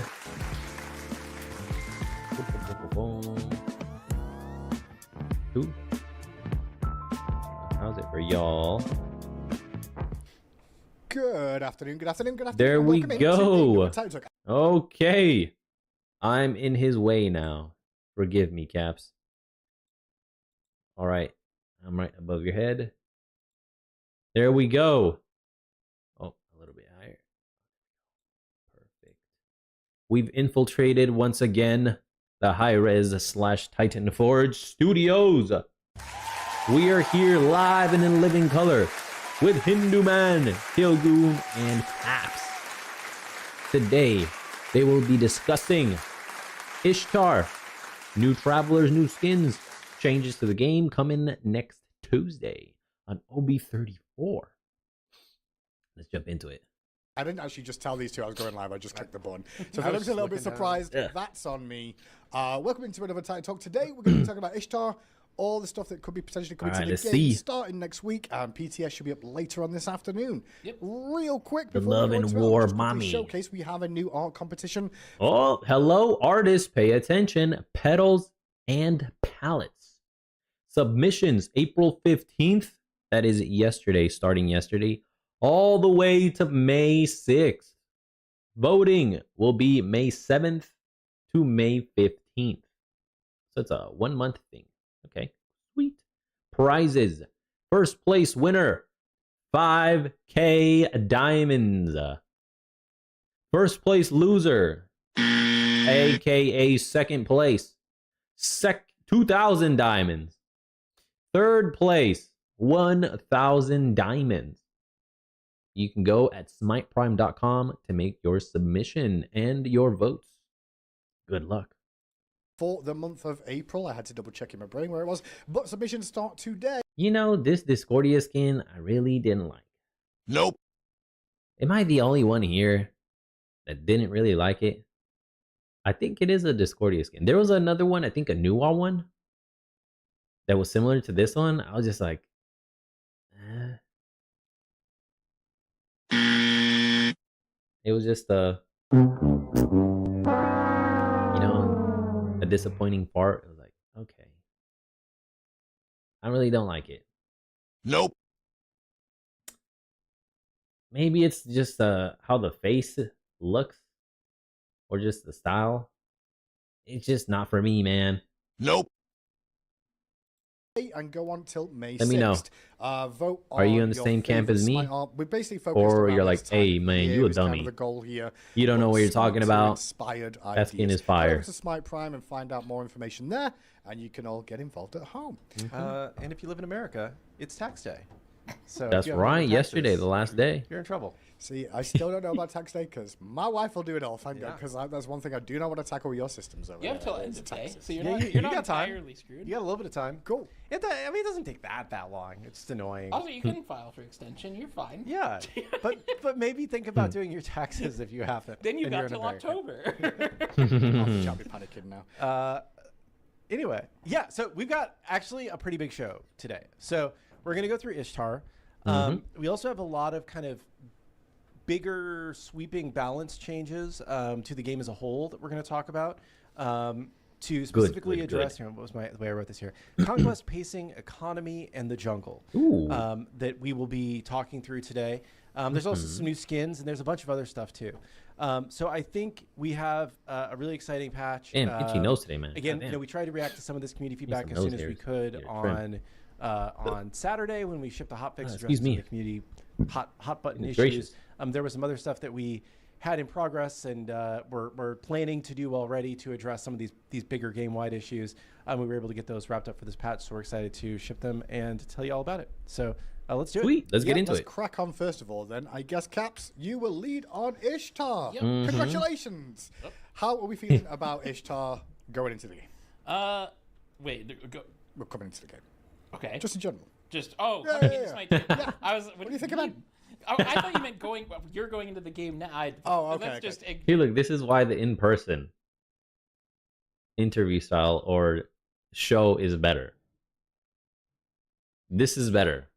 This is a lot more natural than having just two screens spliced together, There's a lot more interaction, a lot more chemistry going on here that you can see live as opposed to just on screen, just having the screen here and a screen here, Let's just ignore that. All right. I'm happy to bring Ishtar over. She is a character that I didn't actually play. See, look, also the flow of conversation is a lot more natural. It's like woof, woof, woof, woof, right? As opposed to having there's no time lag here. Nope. There's no internet lag. If there is any lag, it's probably going to be mental, right? Because you're in person. That's the only lag you can have, is the mental one when you're trying to process something. As opposed to having just two screens, you could have a connection lag there, which makes things that's just me and my opinion, being probably a little too picky. Don't matter though. It is what it is. I wasn't super experienced with because she was pretty late into Smite 1's life, and I had kind of moved to Smite 2. Not fully. I think I was still on the team when she released, but it was very much a later edition, and I played a bit of her, but not a lot. One of Lermy's old gods. Yeah. Shasta Lab. Lermy. She's been a dominant Lermy wormy. Smite 1 for a long time, but.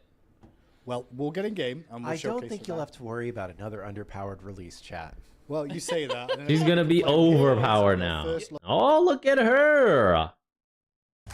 Welcome back, Ishtar. And she has wings. She does. They look fantastic. I like them. She looks great. Look, an update to her bow. It's got some purple and blue now. Before it used to be like this color of her wings and her passive. Okay, stances on her 1, damage on her 2, dash on the 3, and a stun on the 4. All right, let's go. Any changes to the map? Let me see. Doesn't look like it. Nope. All right, so nothing new map-wise. Nope. Just god changes. Let's see. Let's check her out. Ishtar mommy. Let's go. Okay, yeah. So first thing you'll notice, she has wings. We added those. Yes. There. So in part, community feedback. Oh yeah, I can't even see the map. Move myself just a bit. See, there's nothing new here. Nope. All right, back over here. Blocking ish. But also, we think it Nice. sort of distinct. All right, her basic attacks sound crispy. Excellent. They sound similar, basically the same, just a little bit more enhanced than the previous version in Smite 1. I like that. Some familiarity right there. Which was her, because she actually, like, from afar looks very, very similar to Neath. Yeah. Yep. She was dubbed Neath 2 at one point. Yeah. Or probably clothed Neath. Still sexy as hell. Both. So we thought we could distinguish her silhouette a bit more if we brought in her wings. Yes. Excellent choice. I think it looks great. We had to do a decent chunk of animation to get them working fine, because when you have a character that their upper body is constantly moving, you can't just attach the wings to that, because they'll start shotgun flailing around like crazy. So and the snipe.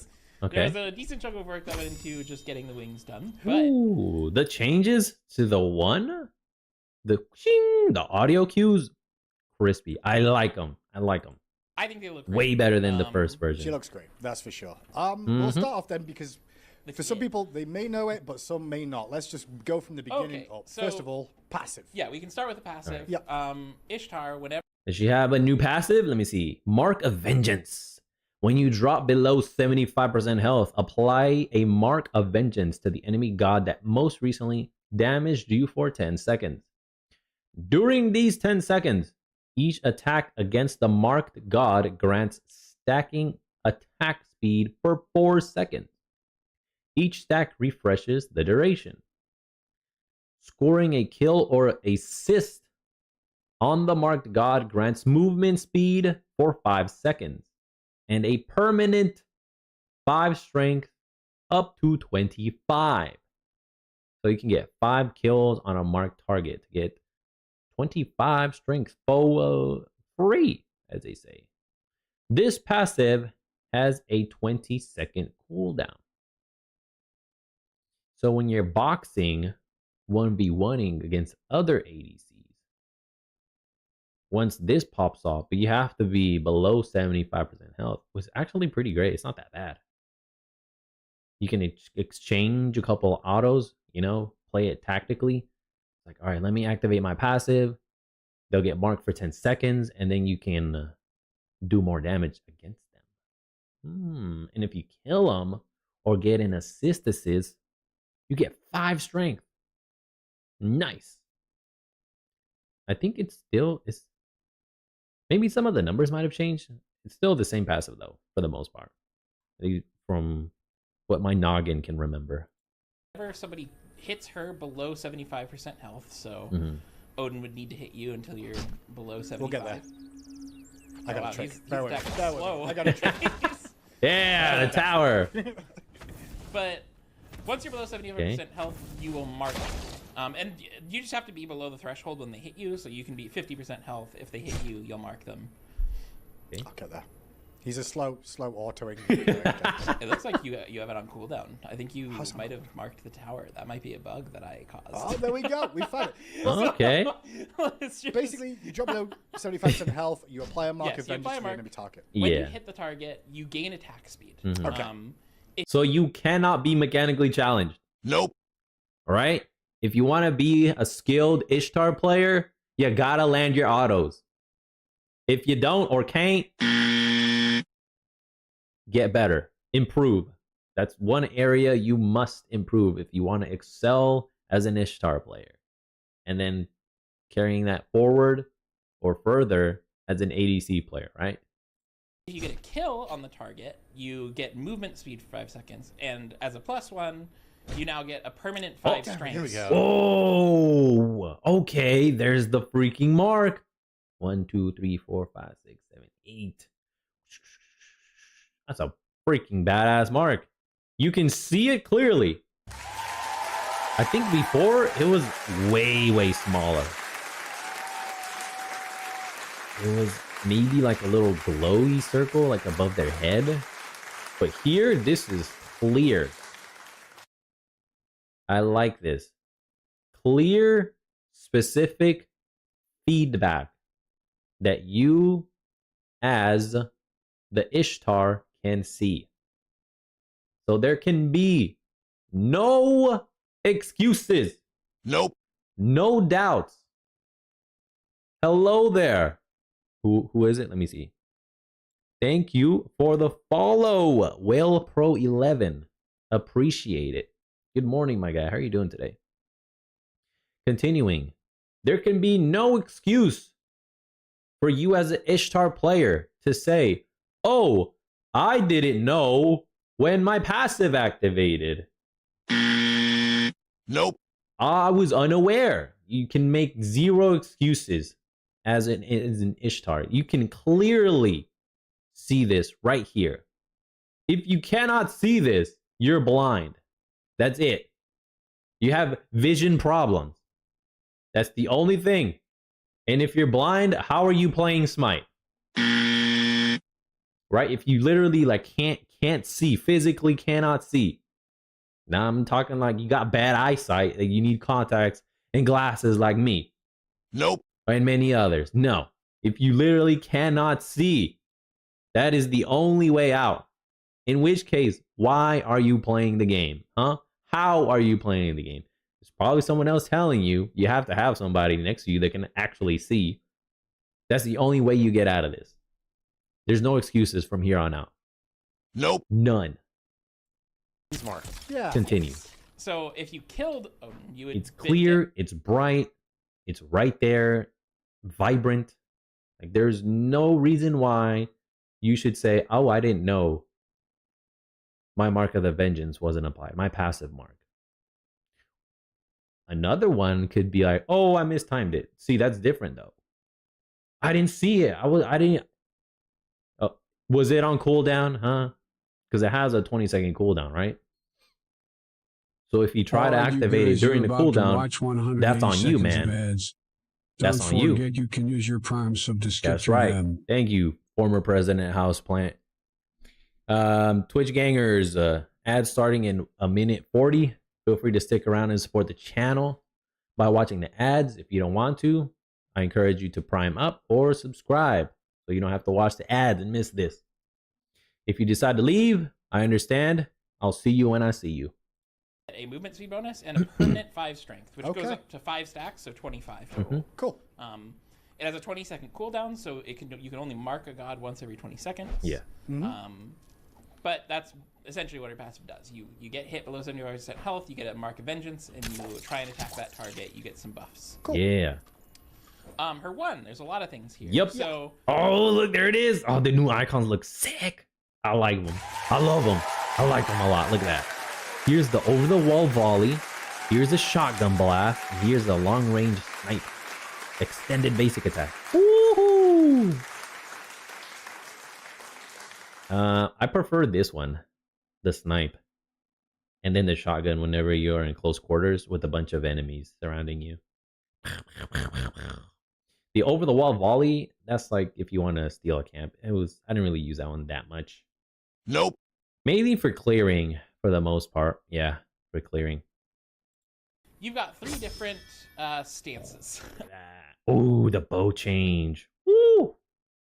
That looks incredible. I don't remember it being this pronounced and or enhanced in Smite 1. This ability lets you swap to those stances. So you got Strike Shot, which is your first shot type.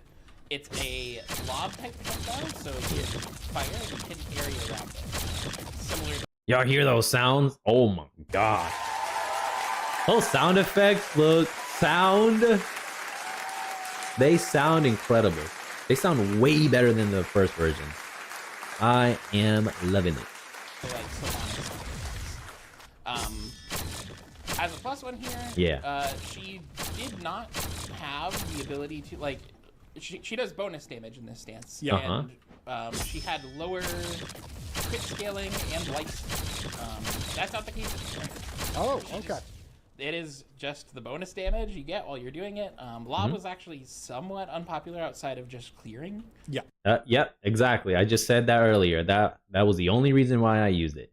And in order for it to be like around the wall or over the wall, you had to be positioned in a weird, funky, clunky way to get that lob over the wall. Here though, it looks a lot. It's a lot better. It certainly feels better. Look, you're just right here over the wall. If you're able to look at the depth of each wall here on the mini map, you should really have no problem. At least that's what it looks like to me.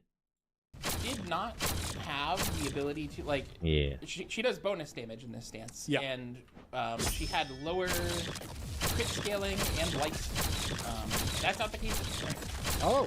So now she can do has no lowered crit scaling or lifesteal. So she does bonus damage and can crit and can lifesteal. Oh my gosh. Okay. It is just the bonus damage you get while you're doing it. Lob was Okay. Strike shot. Lob explosions that deal bonus physical damage in an area. May fire over walls. Huh. Let me see. Canceling stance selection without firing does not put this ability on cooldown. All right, that's pretty cool. Spread shot. Fire 5 arrows in a cone. Only the center hit applies on-hit item effects to the target. Okay. That's good to know. At least it's not all 5. That would be overpowered. And storm shot. Gain attack speed and fire faster, longer range shots that deal reduced physical damage. Okay, that makes sense. I still prefer to do a flurry. Bah, bah, bah, bah, bah, bah, bah. You know, miss a lot more. Or land them. Imbue your arrows with heavenly light for 6 seconds. Gain attack speed. Each hit applies Storm's Kiss to you for the duration. Which one's that one? While empowered with Storm Shot, 3, your attacks cannot hit structures. Empowered attacks do not damage player-made deployables or wards. That sucks. At least this last one. The wards. Although, why would you want to waste an ability trying to destroy a ward? Probably for the snipes. You don't want to have a snipe. Yeah, from like half the lane. Take out a ward over here. From just 3 basics. I see. That makes sense. All right. And you also don't want to be able to cheat or a freaking cheeky hit the towers from a farther distance. was actually somewhat unpopular outside of just clearing. Yeah.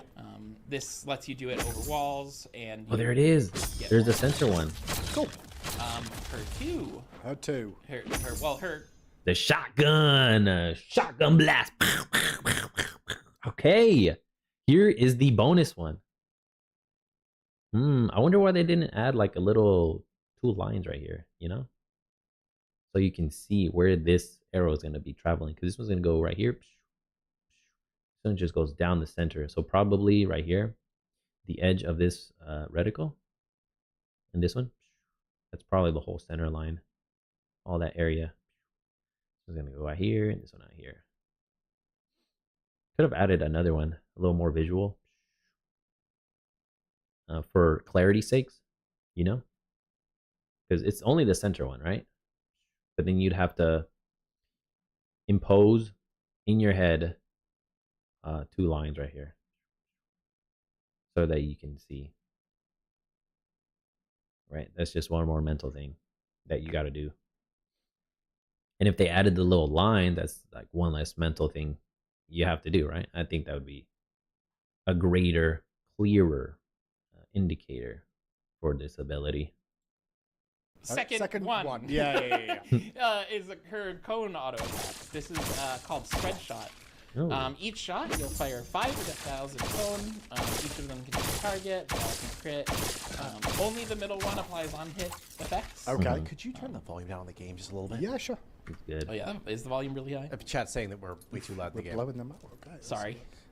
Those auto attacks can be a little bit loud. I would say. They sound Yeah, the auto fantastic. attacks are first sound effects. Let me show you that. Also, you'll notice we did bring some pink into her effects. So all of her effects have some pink and gold in them. Oh yeah. A little. Excuse me. This is something the Pink community tips really wanted. right Yeah. Yeah. So we went with it. So the one with the AoE shot is basically middle target is on hit effect, and side targets do reduce damage. Side targets you get reduced damage, but they all can crit. Okay. Um, And then the me. third Her one. third shot is a long range snipe. She gets attack speed while she's in the I hated this one. I like this one. I enjoyed this one the most. You guys like dish out many basic attacks in a quick fashion. And her projectile speed is increased in this stance. Yep. Also like a pseudo griffin wings in her ability. If you guys ever played Smite 1, griffin wings would increase your projectile speed, right? And I think it maybe did a little bit of attack speed too. So your attack speed and the rate at which your projectile fires will be quicker. So this is here is a pseudo griffin wing. So griffin wings was really popular on her because of this So one. you get very long range, fairly fast projectiles. Yep. Hit targets. They do proc. This is a nerf one. They proc at 80% item effect. Okay, so they're not full So, proc. yeah, they're not. Okay. They're not procking 100% item procs. They're Good. procking 80. Good. All right, strike shot bonus damage from 5 to 29. That's the center line one. Oh no, that's the never mind. That's the one. The 1/1. Spread shot side arrow damage 9%. Storm shot attack speed bonus 20, scaling up to 40%. Buff lasts for 6 seconds. Cooldown 10 seconds and 10 flat mana. Ah, interesting. Okay. Maybe it'll get a scaling cooldown as a nerf or a mana cost increase per level as a nerf. Because it only costs 10 mana to switch into these. And you only want to rank it up probably for the bonus damage if you want to use the 1 and the attack speed gain on the 3. Just thinking of potential nerfs here. We'll see. Neat. And where they might happen. But that's her one. So you got 3 arrow stances. Super low mana cost. You can kind of be very adaptable in fights.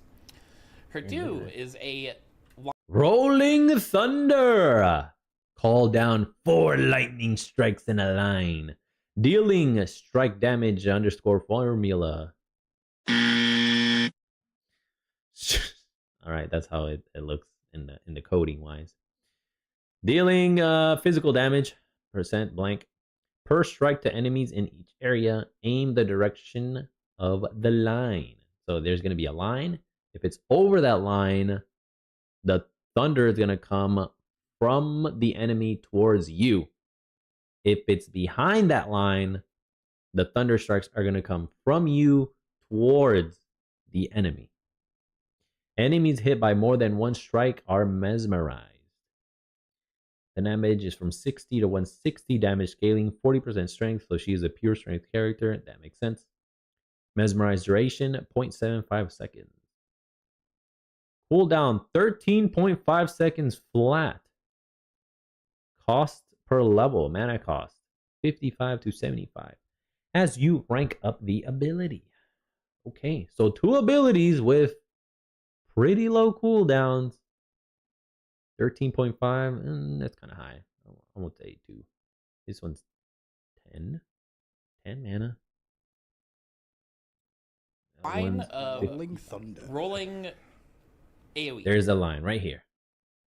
Here is the line of delineation. If you go from here, if you're on this side of the line, they'll go outwards. If you're over the line, they'll come inwards. And there was 4. Yeah. So you strike and they go forward or they come back to you. Yeah, if you target near yourself. That was pretty slow. I remember this ability casting pretty quickly. You would use it and you just felt a little delayed. Like interesting. It's gonna go out. That's new. And if you target far, it goes inside. Yeah. The other side and come back towards. As you can see. It does damage and then mesmerize. If 2 strikes hit a target. Nice. The sound effects. Fantastic job, you guys. Visuals as well. They get mesmerized. Gotcha. Ah, there's a 3. The badass. The badass run, charge, backflip from the enemy, springboard, dash attack. Oh, I always love that about her. You can get some insane kills with the dash. And in style, too. Got some style points for that. Yep. And then we go to her 3. Her 3 is a dash. It's just a regular dash normally. If you hit a god, you will bounce off of one and then fire an arrow. Yeah. That arrow can crit and has item. Oh, okay. Oh my gosh, it can crit now and do item proc. Alright, you're gonna be doing a lot more damage now for sure. And you're gonna look cool while doing it too. Woo! And it's in a small AoE around the target you hit, so you can kind of hit their allies around them. Yep. That AoE is static, so they're rooted while you're leaping, but if they cleansed it and dashed, they could get out of the shot. Okay. Ooh, Potentially. okay. So that shot fired where the person. You see, that looked freaking cool. You eliminated him and you did use him as a springboard and jump backwards. Did a flip. How cool is that, man? That's probably the best dash in the game from any character that I've seen and I've experienced. And then we got Super fun ability. Blades of Retribution. Was standing. And then we got her Nope. ult. Boom, there we go. Become a CC immune and summon 5 swords of light, firing them out in a cone. Each sword deals 190 times 190 plus 0 times 55% strength physical damage and cripples enemies for 1.25 seconds. Refire within 3 seconds to recall the swords toward you. So you throw them out, whoosh, and you can whoosh, recall them back. So the first one whoosh, cripples. And then when you bring them back, stuns. So it's a 1.25 second cripple and a 1 second stun. Enemies hit by both the outgoing volley and the recall are stunned. Each sword hit after the first on the same target deals reduced damage. The reduction resets before the recall. Damage goes from 90 to 190, 55% strength scaling, stun duration 1 second, cripple 1.25. That's another cripple god. All right. Pretty long time. Radius 0.8 meters, range 12.8 meters. Cooldown 10 seconds.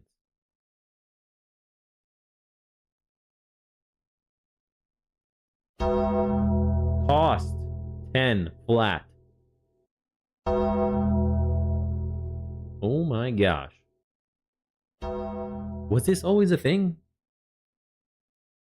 I don't remember. Nope. She can use her ult every 10 seconds. Brother, what? And it doesn't even cost much. Nope. This is probably the lowest and shortest costing and cooldown on an ultimate. In all of Smite. Maybe stand switchers are an exception, but let's not take them into account. Nope. Because they're different monsters, right? 10-second cooldown. So you can, I don't know, man. You can cripple somebody every 10 seconds for just 10 mana. That's wild. That is wild. She might be nerfed. When she does, I'm gonna predict either a cooldown increase or a mana cost increase, probably per level. And then the cooldown is gonna be scaling down. If they're not gonna increase it flat, it might scale down from like 30 down to 10, something like that. If it just doesn't get a 90-second cooldown or a 60-second one. Whew. That's insane, man. As soon as you hit level 5, every 10 seconds you should be ulting to cripple somebody at least. At least. And it only costs you 10 mana. At all ranks. If you're not ulting every 10 seconds once you turn 5, you're playing her wrong. You're doing something else. That's insane. Yes, her ult fires out a cone of swords. When they first go out, they cripple anybody they hit. Then you recall them. They will stun anybody with the first hit. Oh my gosh. So you can... It's not just one target. It's all targets that get hit by the cone are crippled. Holy moly. Hit. So anybody that got the cripple, you'll stun them on the recall. And you can earn this early as well if you'd like to. Yes, you can just pull it back to you instantly. You can very quickly just them out. Dash away. Yep. Oh my god. They do reduce damage in subsequent hits. So Is if that you get hit by like correct? 5 blades, you're not getting. Is that correct though? 10 seconds and 10 mana? Tell me that's not correct. That's crazy. Maybe it's 100 seconds. And they just missed a 0. Maybe. The full 5, all of them hitting you. It's reduced damage. I love that tree. So awesome.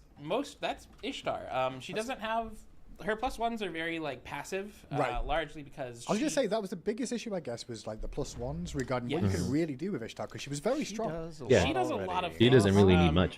She has a significant amount in her kit already that it felt like giving her more utility, giving her more like mobility or some kind of thing, just unnecessary. Really went a little too crazy. So her +1s are fairly passive. They're permanent strength on her passive, and her lob shot doesn't have all of its negatives anymore.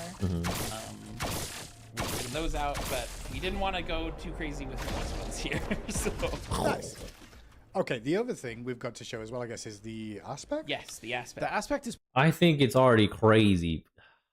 Is that just me? Am I the only one that thinks a 10-second ult at all ranks with it costing 10 mana at all ranks is insane?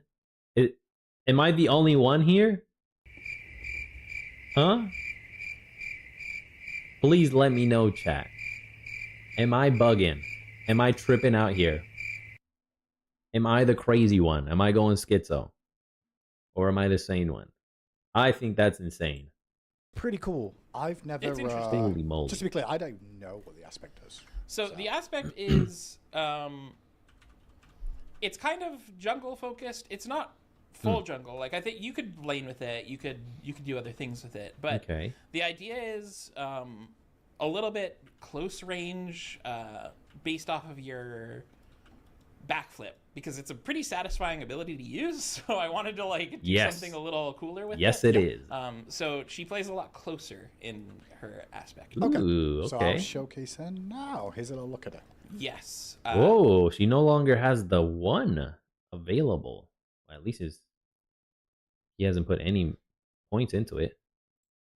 So, starting with aspect. Yeah. You probably need to reset yourself to Ishtar because you don't have one. Okay, bear with me. Okay. Keep talking about it, though. So, first thing you probably noticed is that her cone auto attacks are just on. Oh my gosh. You just shotgun blasting as basic attacks? Woo! that's the start of the aspect. Yeah, shotgun mode. Oh my gosh. Does not have other stances in this aspect. It is only shotgun. What does the one do then? That's the start. I guess I could talk about the one, but it's probably better if you talk about it. You see it. Yeah. Okay, we're back. Shotgun auto attacks. That's a first. So basics. Yeah, your basics. You're always gonna have your cone shot. Okay. And you do. When you still do the bonus damage from the center one. What we've changed your one to. Yeah. Is it's now a self buff. Okay. So when you fire it, Okay. you gain the attack speed of your snipe shot. Oh, okay. So you attacking faster. Yes. Sure. So you attack faster. You also, when you hit enemies with your cone attacks, each projectile hits. So you start getting stacks, right? And when you get to 8, you have little effects above you. Oh. That's doing something, right? Sure. There has to be something going on there. That's a static buff. It's basically going to indicate something else you can do. Okay. Going crazy. Also gives you this buff, so you can maintain it by hitting goblins when you fire your 2.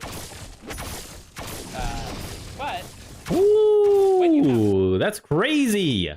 So you can just continuously burst down your enemies. buff, Yeah. that buffs your 3, so you consume these stacks using your 3. Okay. If you have, well, you have 15. Hey, you got a second explosion. Huh? If you have, well, you have 15. Hey, you consume these stacks using your 3. Okay. If you have, well, you have 15. Hey, you got a second explosion. I can really tell. And that second explosion can do a lot of damage. I think that's the the initial combo- effects for that, but it's not done, I don't believe yet. I think we were doing a second. Oh, there it is. Yep. Here's the first one, and then the outer one was the second one. Okay. I see. But yeah, you're getting a Holy second explosion moly. off of your 3 when you have 15 stacks. That second explosion basically does about 1.4 times the initial damage, and it still can crit, still can apply item effects. Okay. If you're only Still crits and still procs item effects.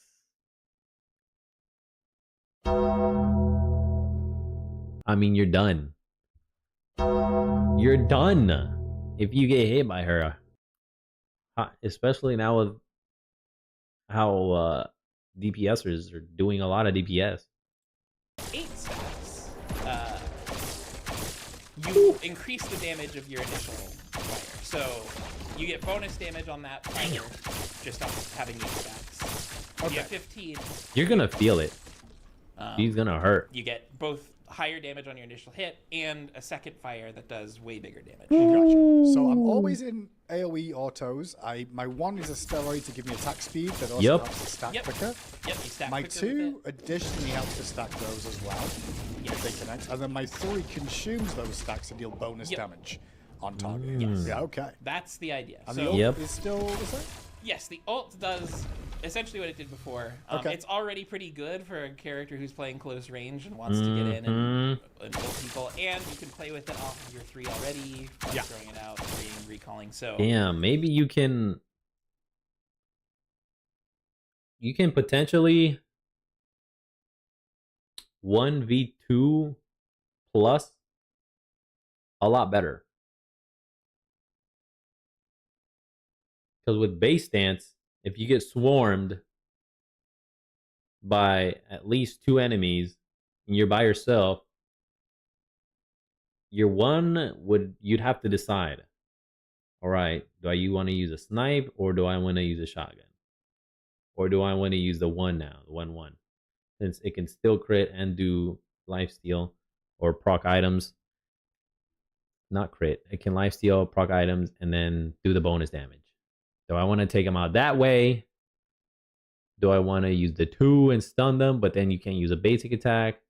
Or the 3 dash or cripple, stun them, and get away?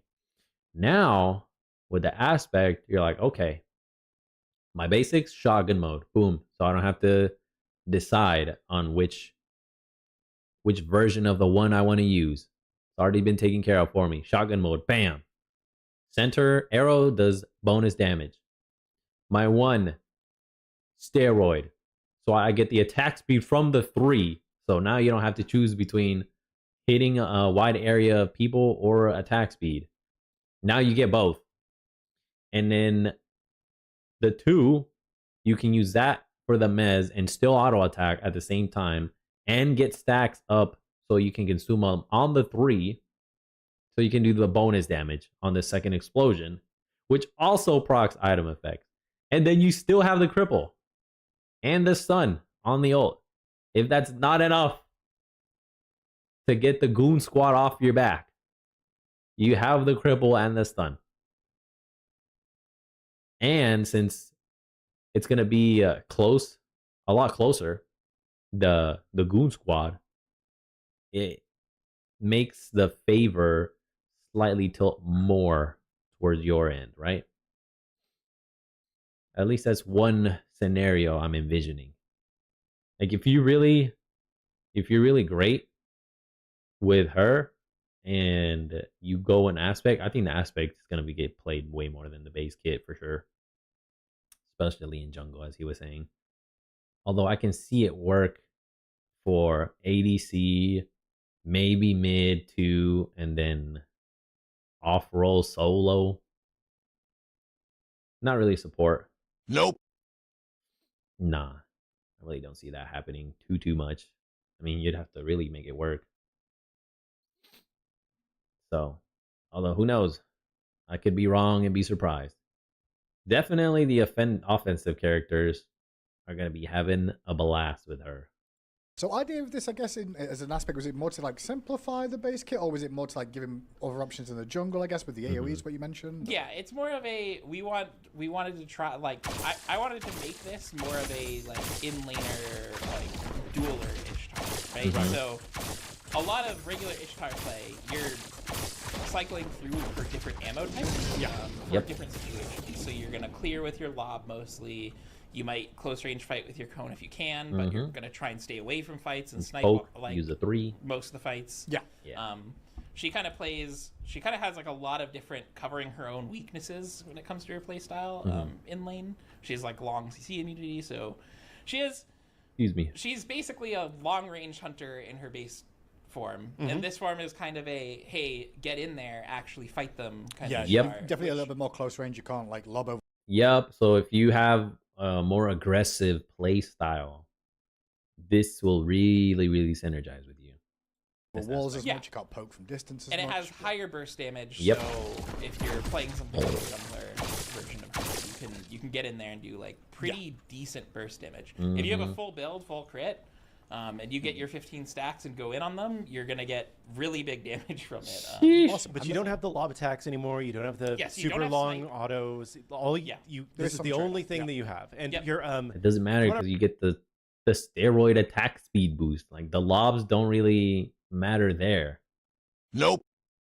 You only made the decision between, do I want to go shotgun mode for close range or burst them down with the attack speed and at longer distances. Now you get both, right? And you can still auto attack while the 2 is going off. It's super delayed though and slow, so you can pretty more easily dodge that ability as the enemy. And then you're gonna look even cooler when you go in with a 3. Oh my gosh. Wow. I recall on the shotgun, doesn't your center arrow also deal slightly less scaling than your normal base arrow? Am I wrong about that? No. Your center arrow is center arrow is okay. So it is very much close range, high burst Ishtar, which could work in jungle. Her clear's decent with her cone autos just always being on. So I expect some people will try her jungle. Some people are going to try her just in lane. They're going to mess around. I think she's a really fun arena pick too. So like she's pretty fun to play. Definitely, get in there and explode somebody. Yes. And that's our little first look at Ishtar then. Yeah. Oh my gosh. At the moment. W display there. Super excited. She could really pop off in the arena like he was saying, and I think assault too. or Joust as well, since in both Assault and Joust, you're constrained to one lane, and especially in Joust, you're even closer. So that cone basic attack damage is just gonna go nuts. And then that 3 backflip with that second wider area explosion, whoo! That's gonna go ham too. I can already envision it. I will get us up just to have a little look at her mastery page as well, and all the other stuff that's coming with her. Yes. As we still got a lot to cover today. We have a lot to cover today. Yeah, her masteries are like some of my favorite we've done, actually. Really? I've not had a chance to. Ooh, okay. My favorite is her Opal, which is not normal. Opal, I'm with you there, Caps. Although I will say, these recent Opal skins knocked out, bam, of the park. They've, for the most part, all been phenomenal. The one exception I'll say is Ratatasker. Although there really wasn't much you could do with that, so I'll just remove him from the equation and keep all the other ones in. All of them. Pretty darn great. Before they show that, I'm gonna go stretch my legs and use the restroom. BRB.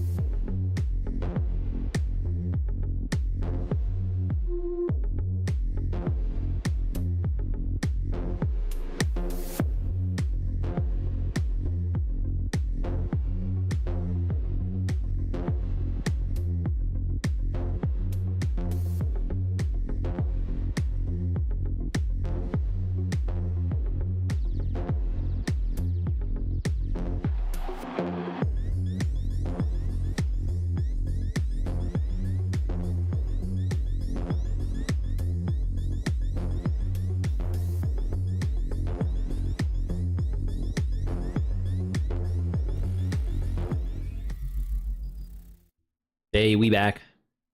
Went and got myself a snack too. Some oats, fruits, and yogurt. Classic. Can't go wrong with that. Nope. You gonna be lurking, brother? All right, appreciate you. For me, I usually Let's look at her really like masteries. The, Radiant, and this one, I'm like, the Opal looks really good. All right, let's see. Find her real quick. I couldn't hear anything, so lose the stances and do more damage. So your only shotgun form. You build stacks by hitting your shotgun autos or with your 2. Your 1 becomes a little bit of a attack speed stim that also helps you build the stacks more quickly. And then your dash consumes those stacks to do more damaging explosions. So the initial dash explosion is a little bit stronger on 8 stacks. And if you get to 15 stacks, then it's a much bigger explosion that is much stronger. Yes. Sorry about the sound effects, guys. I will definitely make sure we'll look into that. It's not unusual that happens. Let's go to the mastery page. Go way over look at the her simplification. Her beautiful detail. Based on Oh my gosh.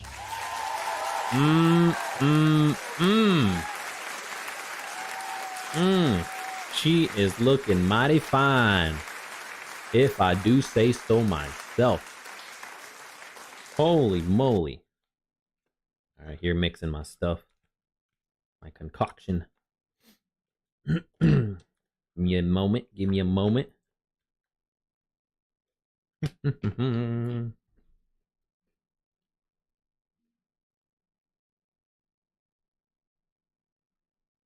How else can we describe her,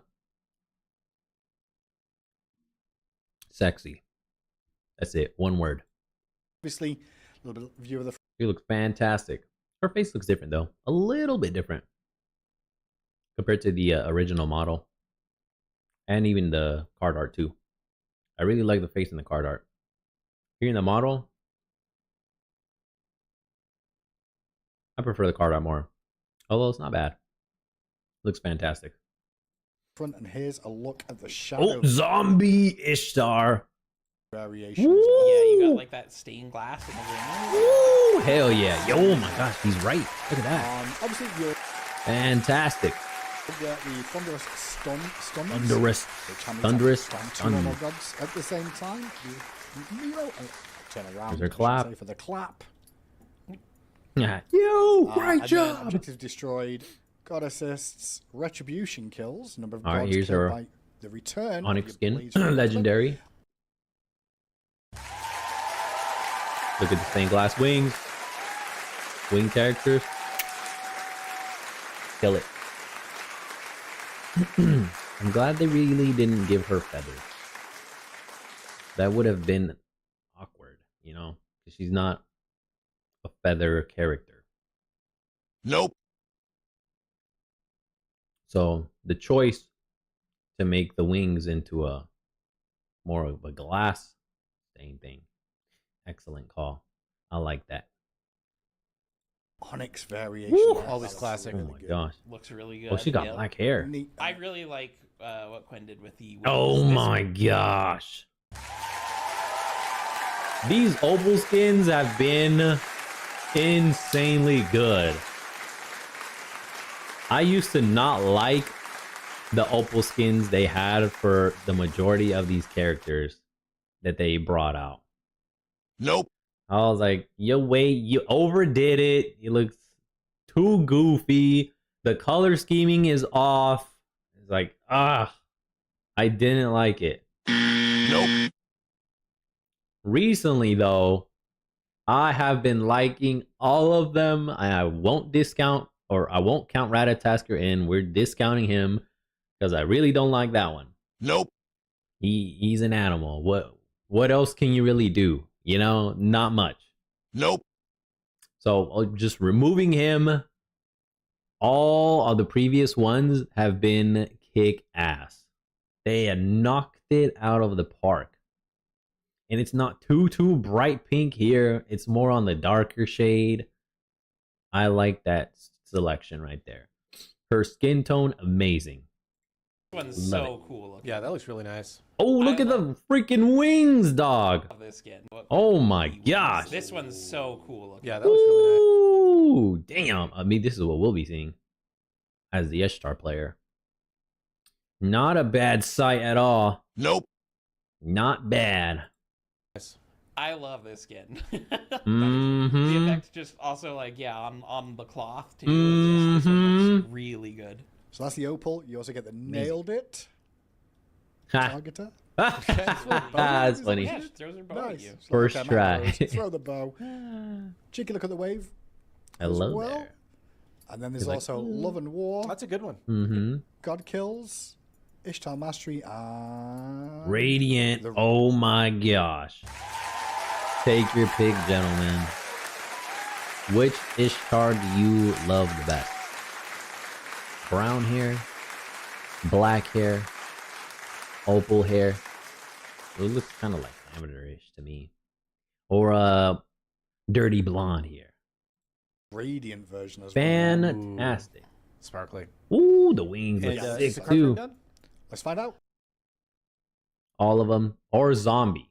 Zombie Ishtar. There's a fifth one. 1, 2, 3, 4, 5. Yeah, the fifth one.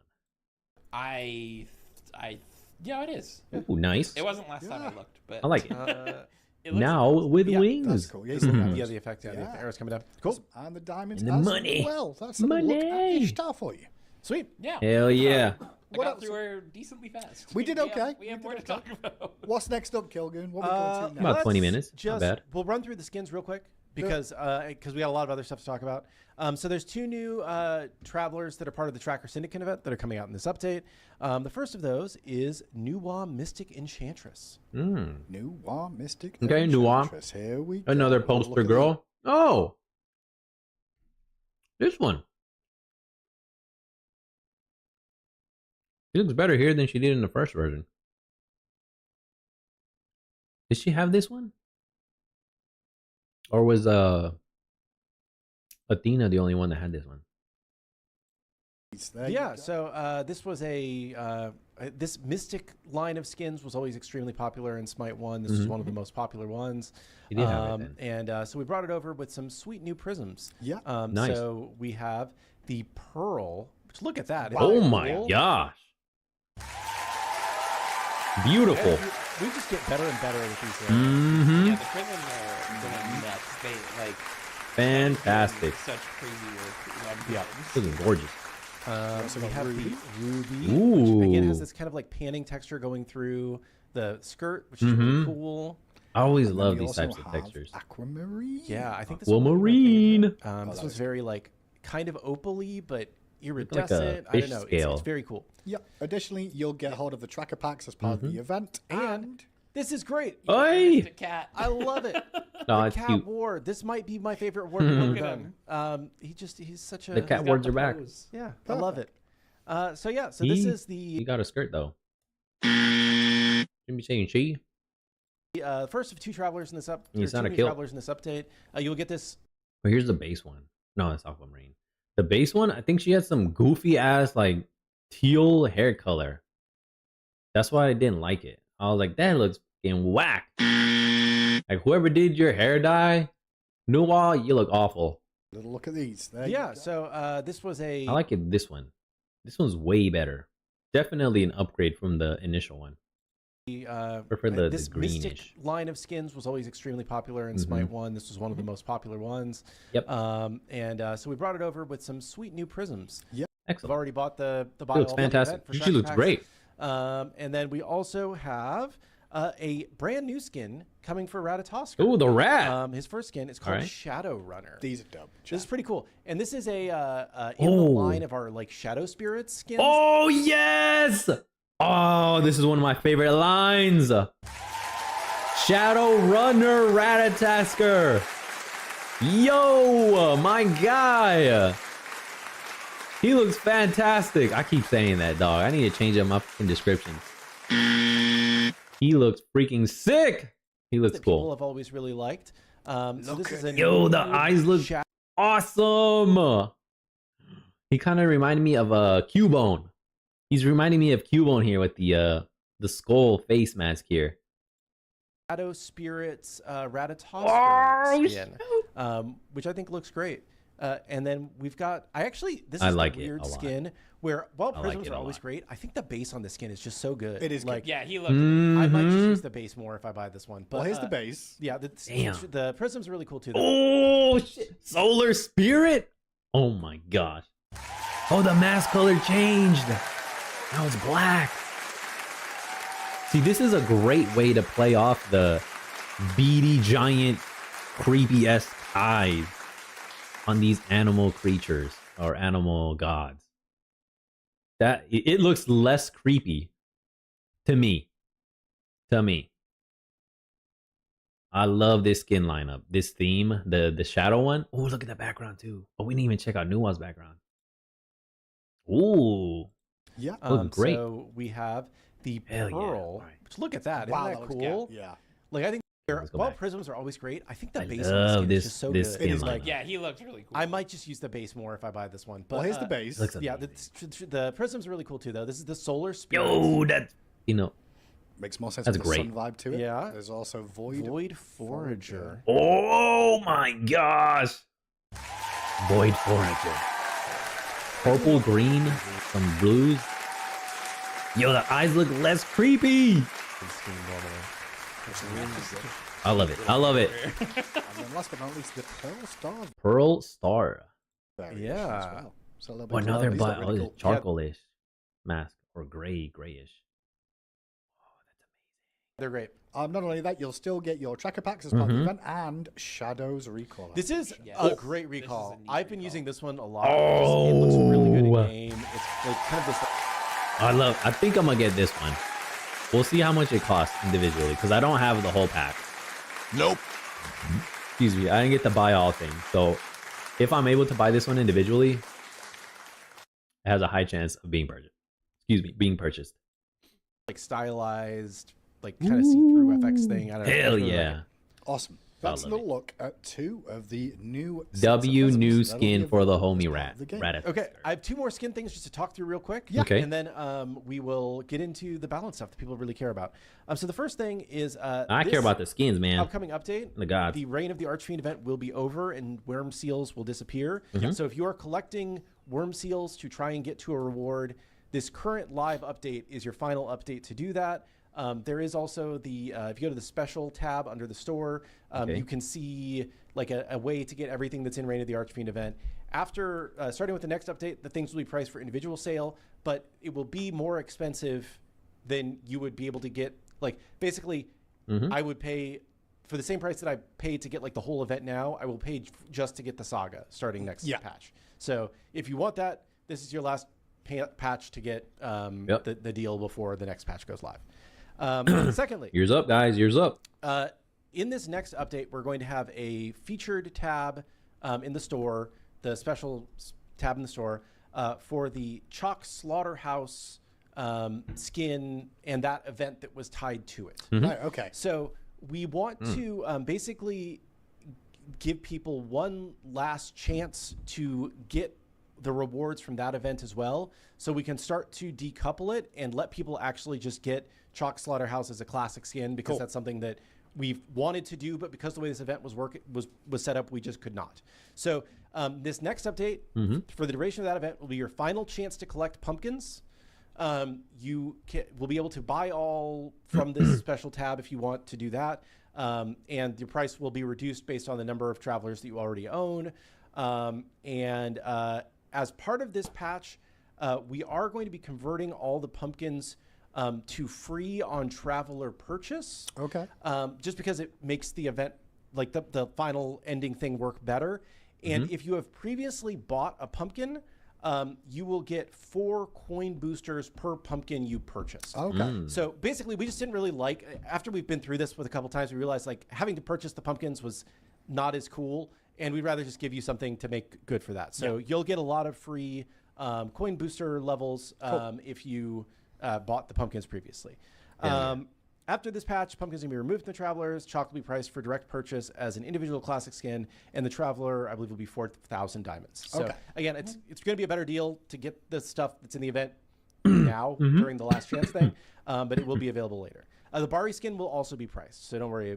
Somebody in chat was asking. So that will all the individual things we price directly, but if you're trying to collect them, which will be the cheaper way, like probably the same price, but you will get more stuff for your money, this is the last update to do it. Okay. Awesome. Enough skin talk, because we have a lot of other things to talk about. Okay, conquest, pacing, economy, and the jungle. All right.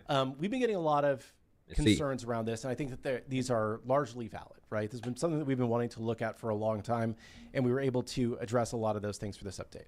We want to take like kind of a targeted approach to this feedback around match pacing, and especially things that can snowball out of control. One thing, so basically kind of the goal is that we want to make sure that falling behind doesn't mean that you have automatically lost the game the way that it feels now, but we still want to make sure that we are rewarding players who are making good plays. This is a MOBA. In a MOBA, you need to feel rewarded for doing good things, but it just can't be at the point where it's like, I'm behind at minute 2 by a few hundred gold and the game is over. And I think people have started to feel that way, and that's not good. So we're also going to be dialing back the overarching power and global influence of the jungler role. And here's how we're doing it. So first part, taming the snowball. So when a team falls behind, they need a realistic path to climb back into the game without being artificially handed a victory. The hell is that? Is that them on their end? The audio was off. So first part, taming the snowball. So when a team falls behind, they need a realistic path to climb back into the game without being artificially handed a victory. So the first thing that we're going to be introducing is dynamic jungle experience. Okay. So jungle monsters will now scale to the median god level. Ooh. If you slay a monster that is higher level than you, you will earn a scaling bonus XP reward up to an additional 50%. If you're pretty far below the, I think if you're 5 levels below, you would get 50% more. So this allows players who are actively finding safe farm to catch up faster. So median is like the middle. So the middle god level on the in the game. I started echoing. Oh no, Slightly echoing. That's them. If I move this way. So basically, jungle monsters' combat stats are now tied to their level. Every minute, jungle monsters will level up to match the median god level of both teams in the match. Okay. Slaying jungle monsters that are higher level than you will give you bonus XP, 10% per level deficit. Reward scaling is still tied to time, increasing every 3 minutes. So the XP rewards and gold rewards tied to jungle monsters will still go up on the normal scale. And then Gold Fury and Fire Giant will still gain 1 level per minute, and their rewards will scale up with their level. So they're a little bit different than the other jungle things. Secondly, dynamic lane experience. Lane minions will not scale to the median god level, but they will offer a smaller scaling bonus XP reward up to 30% to players who are below the median god level of the enemy team. And that's 6% per level deficit. Okay. So those two changes we think should help keep things a little bit closer in a way that doesn't feel like it's overly changing the game, and you still have to do something actively to benefit from this reward. It's not just like a passive XP scaling. You have to be taking advantage of the opportunities on the map to come back, but it's going to help make sure that the leads don't get quite so out of control in terms of the XP side of things. I see a lot of people talking about mean and median and mode and average. Median just means the middle number on your team. It does not mean average. Mean, median, mode, and range. The middle player is. So Flare Boot, example, you are level 14. The enemy team is 14, 14, 16, 17, 18.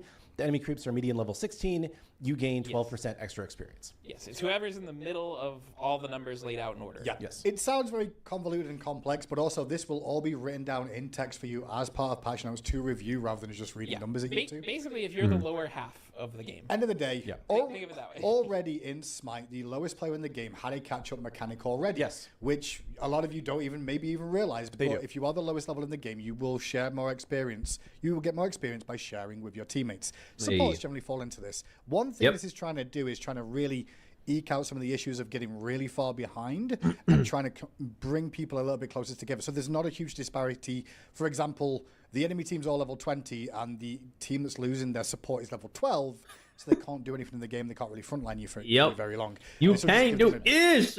Nope. You're literally useless. Bit more of a chance to get more experience. Yeah, Caps. And yet, you still get targeted. Feels bad, man. Mike is echoing. 1 sec. He's got to flip the switch on the. Oh, okay. You can switch it over there. Yeah. Sounds good.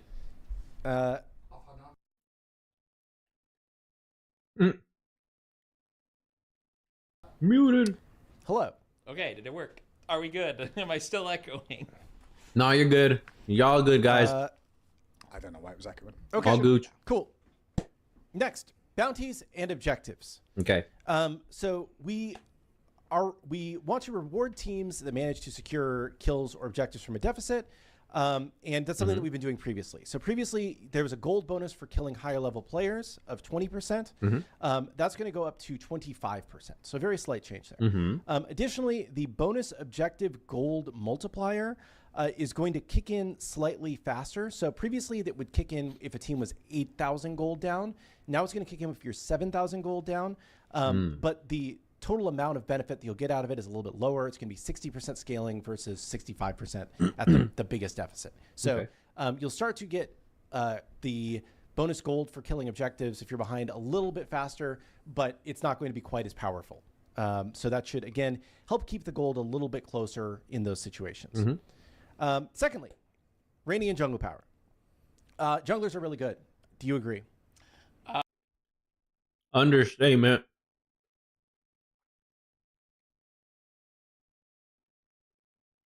Understatement of the year. There are leagues above and beyond every other role. Yeah, I think They have been, in my opinion, since the inception of Smite 2. They have been.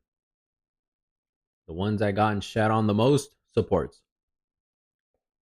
Frontline. And when finally we get a little bit of love, all the jungle and DPSers, oh, well, now they're OP. We're enough for a tank meta. Oh, y'all, man. Y'all had your time. And now we get one toe of progress, and the world is burning for you. F all y'all. I think most people agree right now. So we're going to be looking at their yellow buff, and we're going to be looking at what camps are giving people as they clear them. So across the board, jungle camps are going to provide less base experience and gold. So junglers are going to have to be a little more calculated with their time, as hyper farming is going to be less lucrative. Fire imps, base XP gold reward, base XP is going from 70 to 60, and base gold from 40 to 25. The Cyclops warriors, the big ones, are going to go. Their health is going to go down a little bit, and the XP is going to go from 86 to 66, and gold from 56 to 44. All right, you guys, you're about to watch 180 seconds of ads. Damn it! Don't forget you can use your Prime sub to skip Kind of startled me there a little bit, President Houseplant. Yo, Twitchers. Ads in 2 minutes. Feel free to stick around and support the channel. If you don't want to watch ads, I encourage you to prime up or subscribe to the channel so you can skip the ads. Say F you ads. And if you leave, I'll see you when I see you. Peace out. I understand.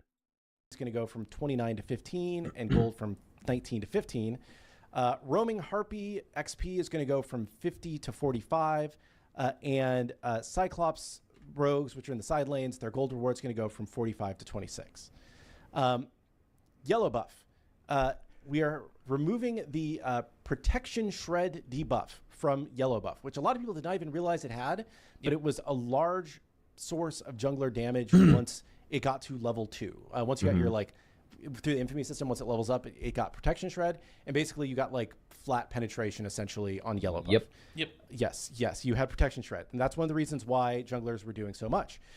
So instead, we also are going to be removing movement speed from it and replacing it with pathfinding, because again, the buff is called Pathfinder. It kind of makes sense. Secondly, it's kind of what the point of this buff should be, right? Junglers should be able to rotate quickly through the jungle and move from camp to camp, but when they're in combat, the movement speed was sometimes a little bit too strong. So you're going to be getting at Infamy level 1, 10 pathfinding, Infamy level 2, 10 pathfinding and 5 tenacity, Infamy level 3, 15 pathfinding and 5 tenacity, and Infamy level 4, 15 pathfinding and 15 tenacity. Okay. So you get a little bit of CC is a bit less effective on you. So Yeah. there's still CC a little reduction bit of combat and strength, some but movement speed. we are moving a decent chunk of mobility with that once you actually make it. I will say there's going to be a knee-jerk reaction from the community, especially junglers, where they're like, wait, they've taken our movement speed and they've taken our shred. This will continue to be adjusted as well, but it does make thematical sense to have something called pathfinding, give pathfinding, and I think those numbers can be tweaked, and the tenacity alongside it is kind of a tip of the hat of like, we know this is a big change, here's some tenacity, this number will be looked at as well in the future. Excellent change. I love it. I am all up for it. All the people who say this is going to be bad and reveal themselves to be just a DPS addict, they'll reveal themselves. They'll be player hating against this. You know it. I'm all for it. I'm all for it. Oh yeah. For too long, junglers and DPSers have had their meta. Time for some change, man. Kind of in line with what the community's been complaining about, which is, you know, the strength of the jungle at the moment, the time to kill, some of that will come into play here. Yep. Additionally, oracles are now going to be a lot tankier, which is going to make it harder to easily solo them and encourage more team coordination. Their base max health has gone from 675 to 1,000, and their base protections from 26 to 30, and increase their leash radius to match the ground artwork. So that is the jungle changes for this update. I'm loving the chat right now. You're jungle getting nerfed for no reason. You're falling for the tank propaganda. The propagandists are out, you know? Oh my gosh, man. Already. Hell no, man.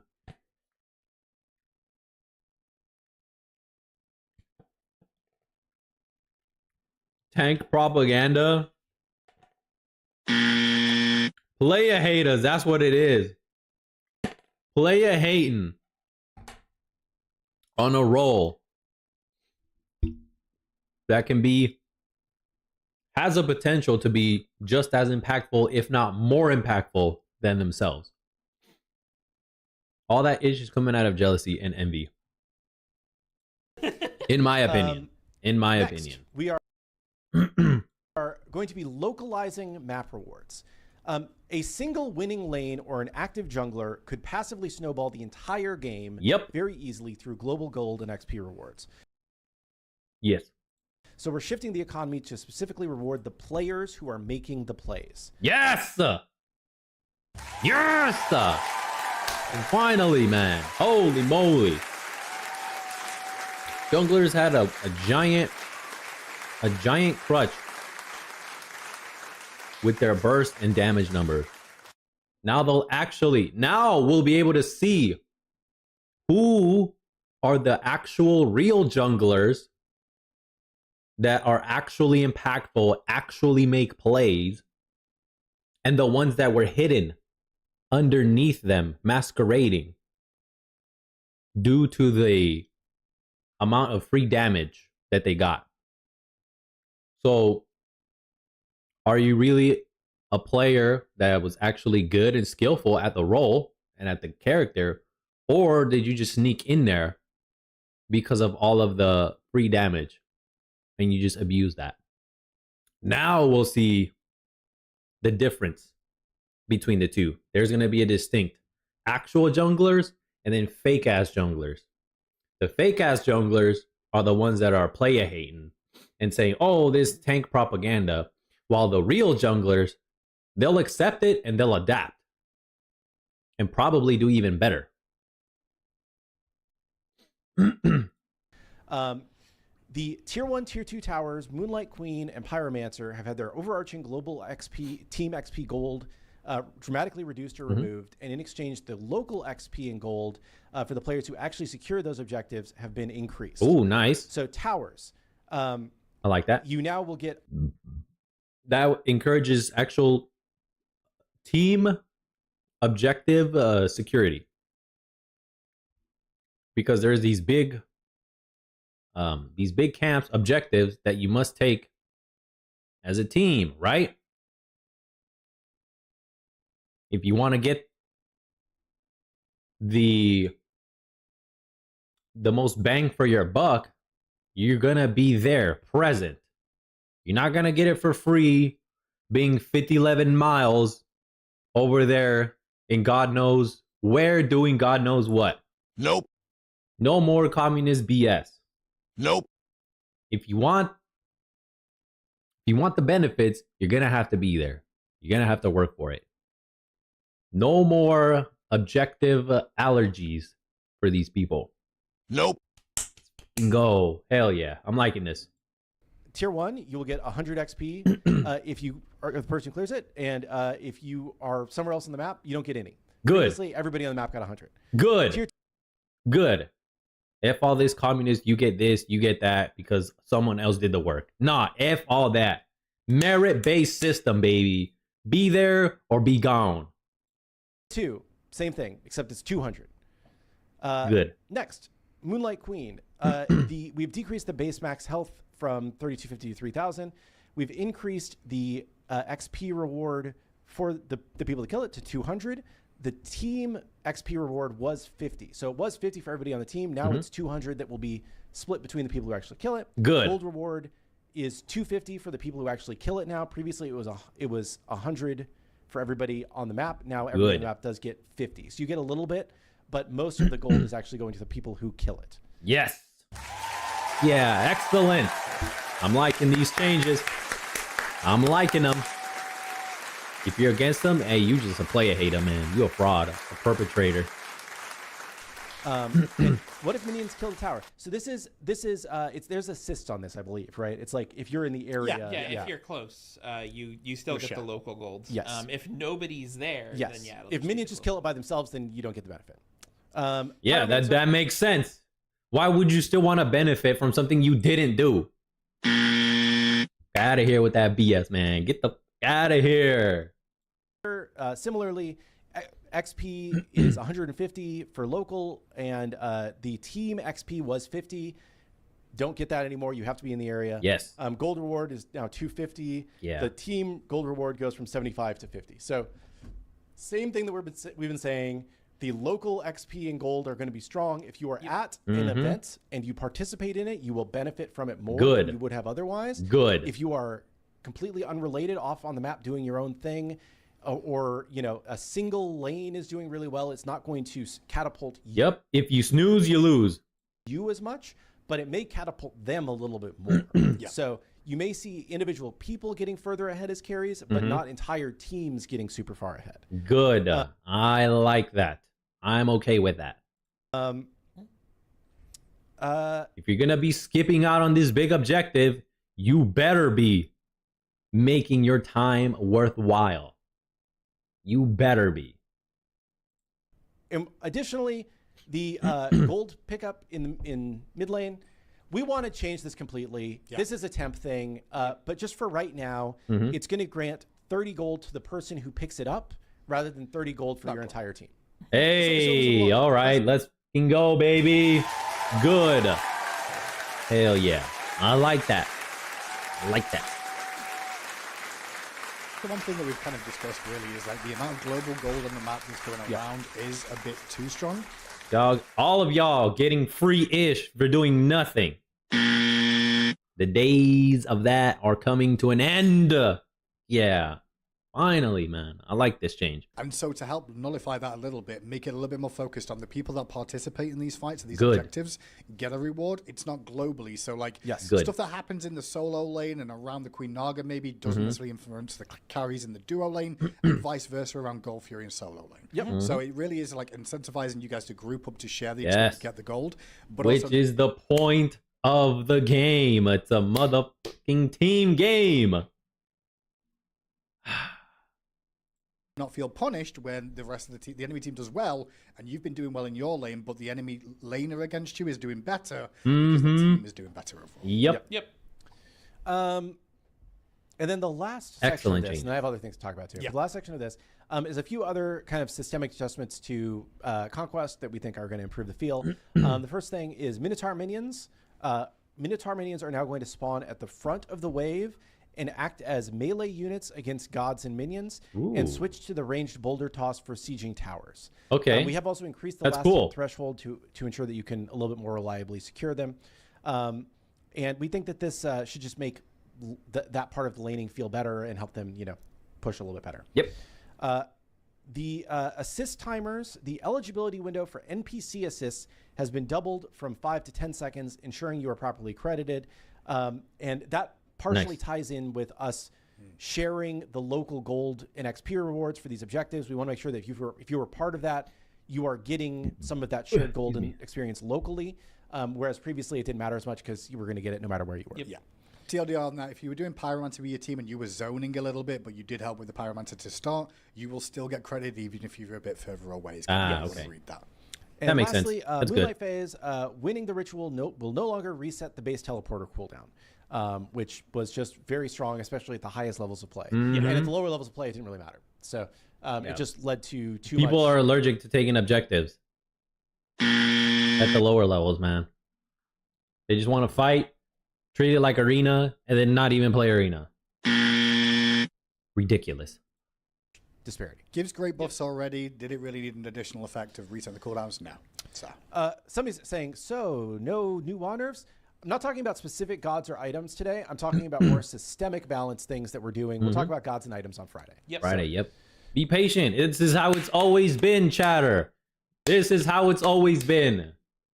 The only reason why you're asking that question, the only grace I'm going to give you in generosity is if it's your first time attending a Titan Talk. If you're completely ignorant, that's it. If you've seen this, if you know the format of the show and you're asking this question, you're disingenuous. Goofball. Because you should already know item and god balances is on Friday, not on Wednesday. Nope. Wednesday is the god show and the traveler skins and then any other possible coming changes that are item or god related if they can talk about it. If not, it's on Friday. Boom. And then I got other stuff. Do you guys want to talk about that at all, or should we just keep going? I think what you mentioned there about the assist and the life and the tweaks makes a lot of sense. Okay. This is going to be something the community's going to have to kind of like read through, play out a little bit to really... Yep. Wednesday is the god, skins, and the more general overview of what's to come. Specific god and item changes is always on Friday. Always. Feel the effects of in some regards. Because I think a lot of people will feel affected by this. Yeah, it is a little tough to know exactly how it feels until you're actually playing it, but it does definitely change things. You will feel it, especially if you're very used to Conquest. I think. Yep. All you commies, you about to get weeded out. You about to get weeded out. One thing a lot of people have said really is like the gold disparity between the teams can be quite large already. We've reduced the amount of like catch-up mechanic there to help out, but also we've reduced the amount of gold on the map anyway, so maybe that catch-up mechanic will never exist or is needed because the disparity shouldn't be as detrimental as it currently is. Yep. So if you're so behind, that's just because you're not participating now. Nope. You're just not participating at all. You're not getting any of the benefits. And that's your decision, and it's your fault. You deal with those consequences. Okay, next big change. We are making a global adjustment to crit. Okay. The bonus damage from a critical strike is now 50%. It was previously 65%. So it was 165, now 150 on a crit. Yep. Yes. This is bringing it more into line with the amount of damage that a crit has dealt historically in Smite. This is the Smite 1 value, I believe, is 150%. Yes, I think it's the same as Smite 1's value. I believe when we moved to Smite 2, like it's not like anything recent. This is just a very old crit multiplier that Smite 2 had. So yep. So that should address a lot of the concerns around crit-focused gods in general. So just as kind of a preview for balance. Some of the gods that are very heavily reliant on crit, that are very meta, may not be as nerfed as you would otherwise expect because of this global crit nerf that will impact them. So just to keep in mind. I think 60 to 50, 65 to 50, 50. So 65 to 50. Not 60 to 15. No. So, one thing to know on God balance as well. That'll make it useless, man. Oh shoot. Map changes and with the actual effects to crit as well. Like Kilgoon said, there may be some changes that still need to be, happen in the jungle towards some specific junglers or specific characters. But we do want to see this play out a little bit. And I think the frustration may come from the community that we're like, well, you've not nerfed him again, but some of them are getting touched and we are going to be active on this. It is just something like there's no point in over nerfing too much if we're going to be reducing crit. We're going to be changing up the jungle pathing and how fast they can clear potentially and what they're really bringing to the fights too. This is just the first step. All you mofos just want everything done in one fell swoop. Nope. That's just not going to happen. It's unrealistic. And it may cause even more issues in the future that you cause and you're going to complain again. So no. Just accept this one. Wait it out. See what happens, how things progress. Then come in with your feedback. Yeah, but there is still like balance changes coming on Friday. Yep. As always. Does the crit damage change apply to Echo too? No, Echo is a different multiplier. I believe it's 30%. Bonus damage. Echo's also just it's disconnected from crit. It doesn't. It's the issue is I think they're talking about when they multiply together, but so technically maybe, but not really. Yeah, if you are but crit things can't echo anymore. So we did remove crit from Echo. So now it's actually fully different. Okay. There's still more to talk. There's still more to talk. So we have fixed a few item interactions that were leading to some unhealthy play patterns. So the first one is that Fatalis will now properly respect melee versus ranged gods for gods that switch attack type via aspect. So this includes Kurnanos, Morgan Le Fay, Kali, and Geb. Okay. And gods that change their attack type via ability. So Athena reach, Tsukiyomi reach. Yeah, no more abuse. I know the viewers that were doing it. They're all in there now going, no. Let them know. Let them know, Hindu men. Call them out. Call them out. But yeah, this just brings it in line with realistically, like if they were a ranged god and now they've become melee, they should be getting the melee effects, not the ranged effects. Yeah. Yep. Secondly, Dagger of Frenzy stacks are now expended by abilities that benefit from the attack speed. So the example that I have here is Daji Aspect 2 and Guan Yu 3 will use your Dagger of Frenzy stacks. So you can't just get free full benefit on an ability and then also get free fast attacks. Good. Cool. Next, Typhon's Heart. Typhon's minion, Mike Typhon. Will attempt to follow back and to the left of its owner. So it won't just be in your way, back and to the left. No. So it won't be it won't be just on top of you blocking your camera the entire time. Okay. He's just off center slightly to the left hand side. Yeah, he's not directly in front of you. That makes sense. Also, Mike Typhon will drop his target and return to you if he is too far away.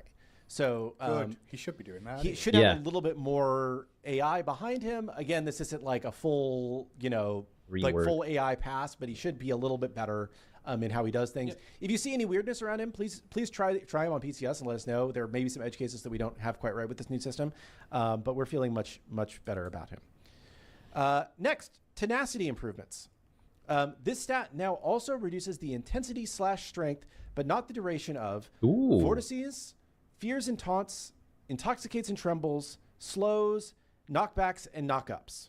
So it now will more effectively impact pretty much every CC type in the game. Yeah, this is something that was intended with tenacity. Like we always wanted to do this, but yeah, it's effects that aren't like specifically duration based. Yes.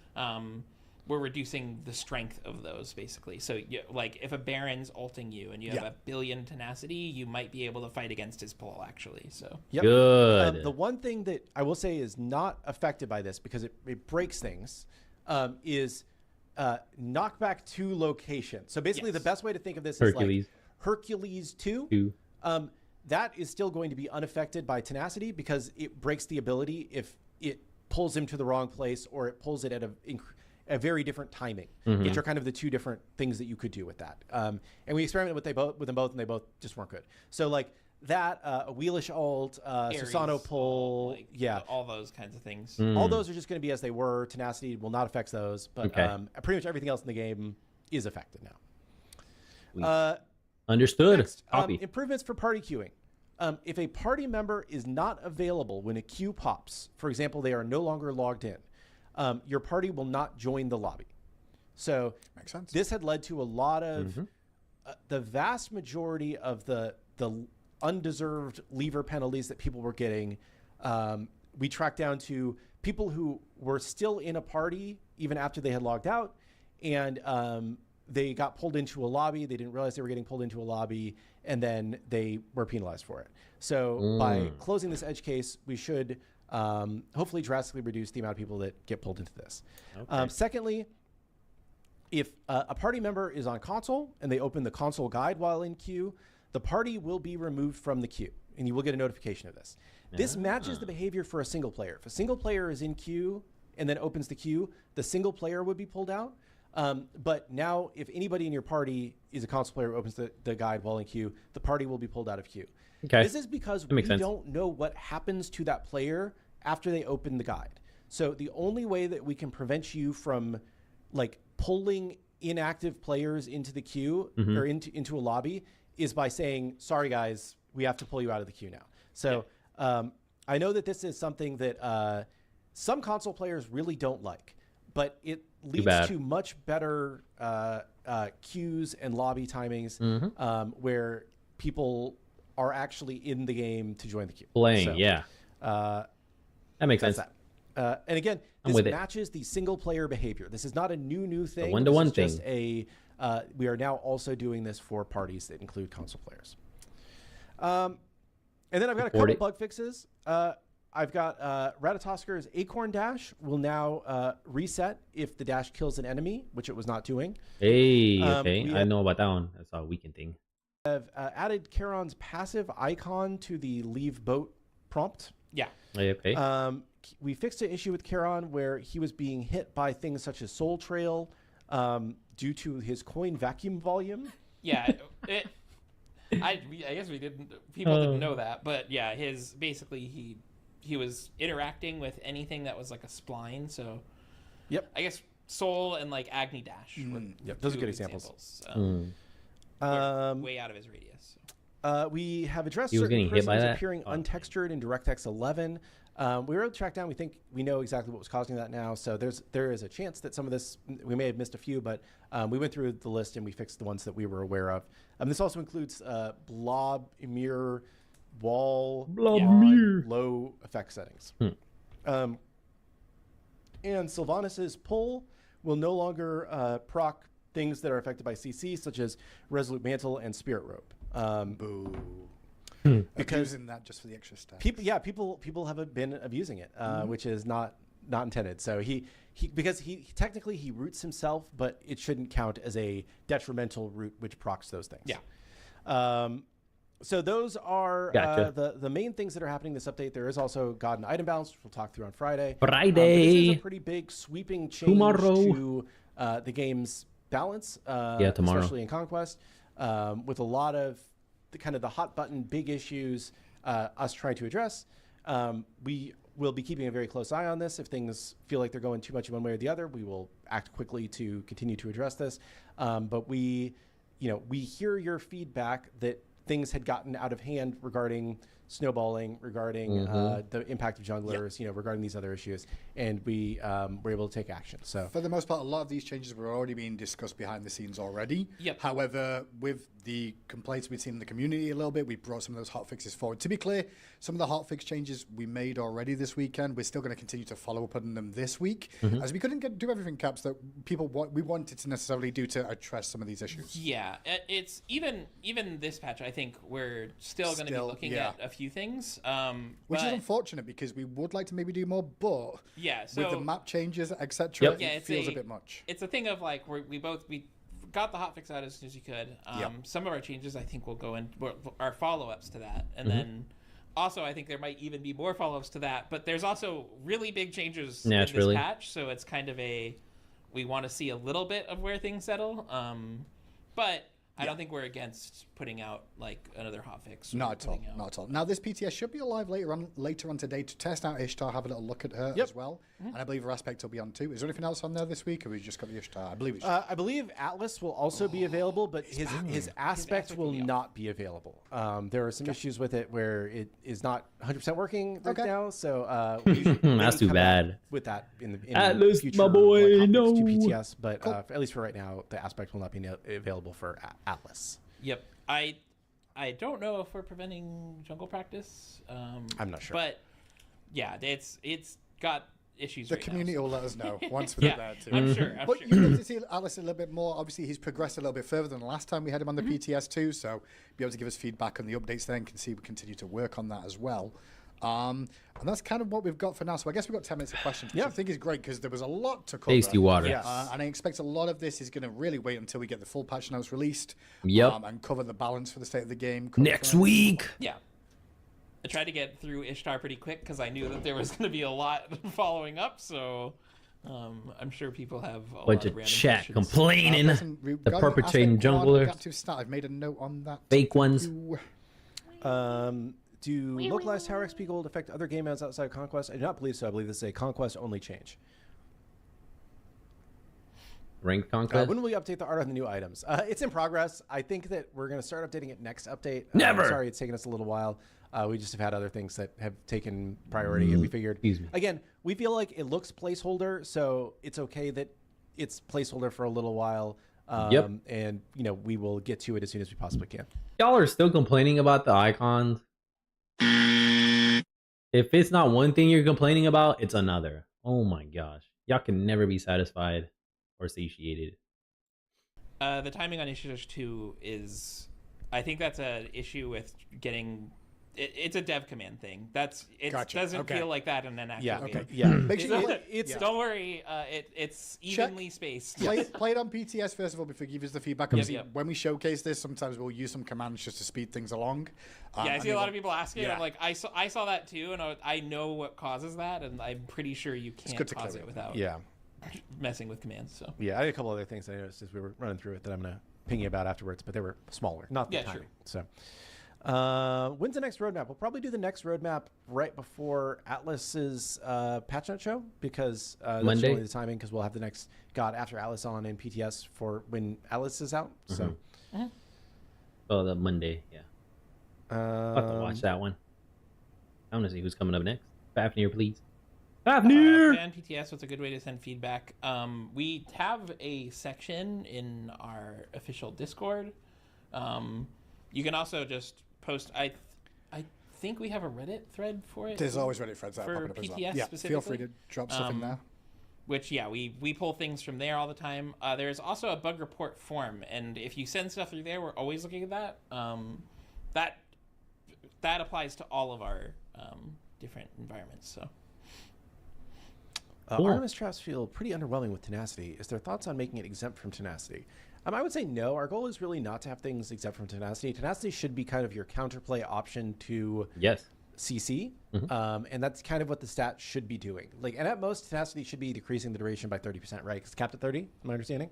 Yeah. Okay. So it shouldn't be a huge change, but maybe maybe it feels worse on her than others. That's just something you have to live with. Backflip over map walls? No, she cannot. Which is we tested that one, but it wasn't good. Good. Ishtar back. It feels worse on her than others. Can Ishtar backflip over map walls? No, she cannot. Which is we tested that one, but it wasn't good. Good. I'm just going to put that out there now because, like, because 50%, not 30. I apologize. Yeah, the thing is, we tried it. It's really good when you want it to do what it's doing, especially because you can like lob back over a wall. But it is very hard to purposefully do it because her tween isn't that long. So it's like you kind of have to position in a sort of weird way, and like it. Sometimes you do it without meaning to because you hit somebody in the jungle and it sent you over a wall. So it was just better to not go. We just went with the same as the Smite 1 version, when you hit a wall, you stop on it and then land. Good. Can we have a console PTS for more feedback for testing? Sadly, no. This is one thing we would love to do in the perfect world. The problem is that our turnaround cycle of getting these updates out, we would have to speed everything along quicker and be sat waiting for longer, which means the patching. To do that, we'd really just be delaying how long we actually release patches as well. Similar to the other console issues. They just have to wait. It's not them, it's the console side. Any console related question about anything to do with that is just going to be a console side thing, not them. Nope. They've said this many, many times. Y'all still keep asking the same question, just verbalized differently. Not us. Never been us. It never will be us. Always on console side, whatever the company is, whether it's Sony or Xbox or Nintendo. It's on the console side, not on us. We'd be more than happy to give y'all reins to help us out even more. It's just that we cannot. Nope. We are literally hard blocked from being able to do this because we don't control the consoles. Nope. Console stuff. Any question pertaining to console stuff, it's console side, console side, console side. Unless they specifically iterate, yeah, that was on us, which is going to be rare in my experience. I don't think it's ever happened, actually. Nope. Is really the knock-on effect of this. At least not yet. If we could get all the console kids onto playtest on PTS, we would love to. It's just not something we can really do based off how quick we are in the schedule. Yep. There's some people asking about like specific items that aren't bought or they think need like reworks too. I think that like our focus right now has not been on we need to add more items, we need to rework existing items. Our focus. Damn, y'all want to bring in more ish? Y'all really love complaining, man. Holy moly. It's been on.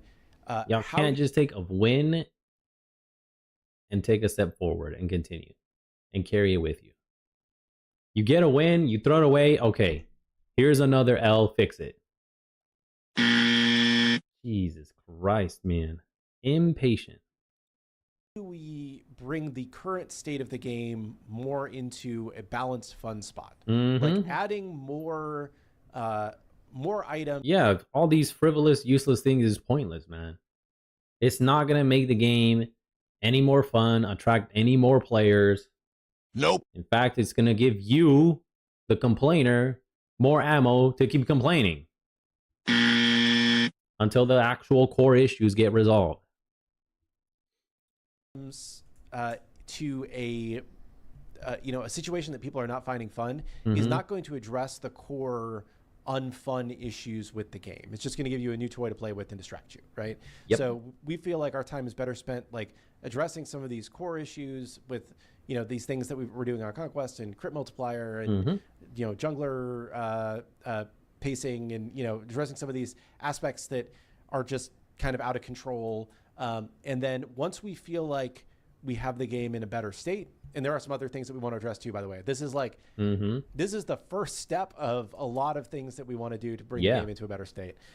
But I would say that like, let's get the game into a great state before we start like messing it up by adding more bullshit to mess things up, right? Like I think because every time you introduce something new, it inevitably tweaks the balance in some way. And we're going to be adding new gods, like we aren't stopping with that. So I think that like just extra new gameplay stuff to screw up the balance while we're trying to get the kind of resting state into a better place is probably not the right play. Yeah, I also think just in general, like there's always that balance of adding new exciting thing without adding something that's just destabilizing. Because I think more than you think, like having a game that isn't incredibly swingy in any way is like pretty detrimental. I think we've done quite a bit of destabilizing over the last couple of months, in fairness, and I think that's why the community's reaction has been the way it's been. In December, everybody was like, man, Smite 2 is in a really good spot right now, and since December to now, we've seen a lot of things. A bigger swing, and we have adjusted a lot of things, changed a lot of things, so we just need to like play new things, adjust some of those things before we start to add additional stuff on top.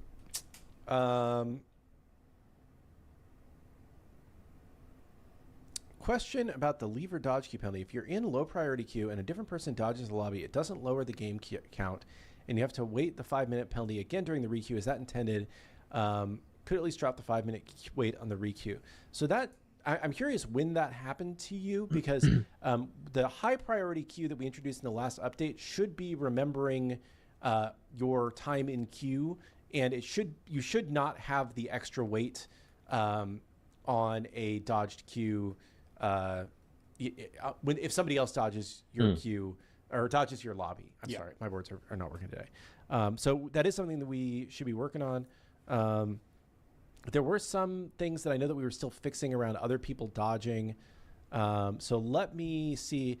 That might be one of those things that we have fixed internally, but is actually in this update and has not gone live yet. Yeah. So I will. I'll verify that. But yes, that is definitely not intended. And we knew that like other people dodging your lobbies was causing some of your penalties to not erase. But maybe this is either something we fixed internally has not gone live, or is an edge case that we have not yet. End of the day, the low priority queue as well was something that the community requested in terms of some action to be taken towards people dodging games. Yeah. This is the first step in that, and we knew it was going to be a bit of a process of finally nailing it down to a sort of point where it's stable and doesn't have knock-on effects. But we are seeing a reduction in people dodging games, shockingly enough. We're not seeing as many people dodging games anymore.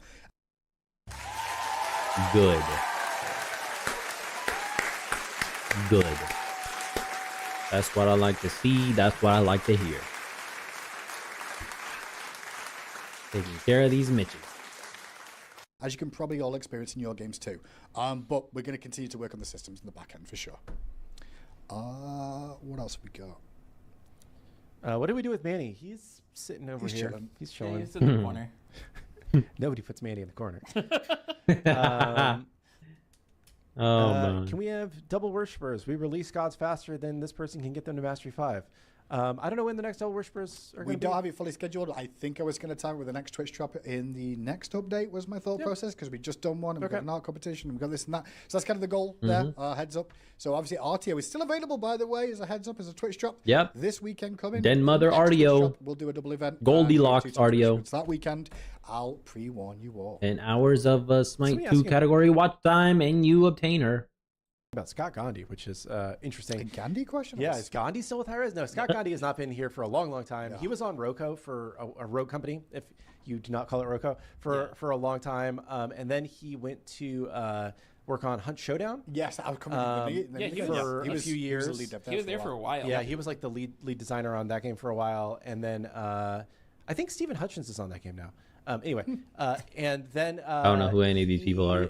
Is now at a startup with a few former high-resers that has not announced their name or what game they're making. But yeah, he's off doing other stuff, but he hasn't been here for... Divine Tactics, perhaps? Game that's going to be released at the end of the year that they mentioned last year, perhaps? I don't know. I'm just speculating, throwing out words into the ether. 5-6 years, I would say, at this point. Did you see somebody saying they can't recall their ult? I thought I got that fixed in, but I will double check. You're supposed to be able to. I know. Like, okay, I'll take a look. Well, it is 2 o'clock, so it is time for one more question. I like your verbiage was different there. It was kind of a different tone. It was great. What do you say? I like so it is time for one more question. There we go. He was a little delayed. One more question. Hey, let's go. I like your He switched up the cadence there. It's kind of a different tone. Yeah. It's great. I will say there's been a lot we've gone over today. We will recap all this again, I guess, on Friday and try and get the overview notes up available on Friday as well. Make sure you check out PTS 2.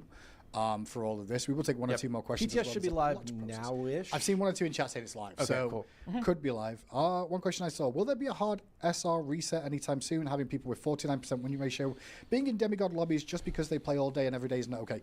I will point out first of all, there won't be a hard reset soon, anytime soon. A lot of complaints at the top. A lot of players have complained that last time we did resets, or even soft resets, people have been frustrated that the matchmaking has been skewed. I'm not trying to say matchmaking at the moment is perfect, because it never is, because it's matchmaking. matchmaking, and people always want improvements there. I will say that an average of 49 to 51% win ratio is kind of to be expected. You should be winning 50% of your game. That's kind of what the goal of matchmaking is. You're going to probably be 49 to 51 is kind of the overall goal. Yeah, not me, man. Just to put that out there too.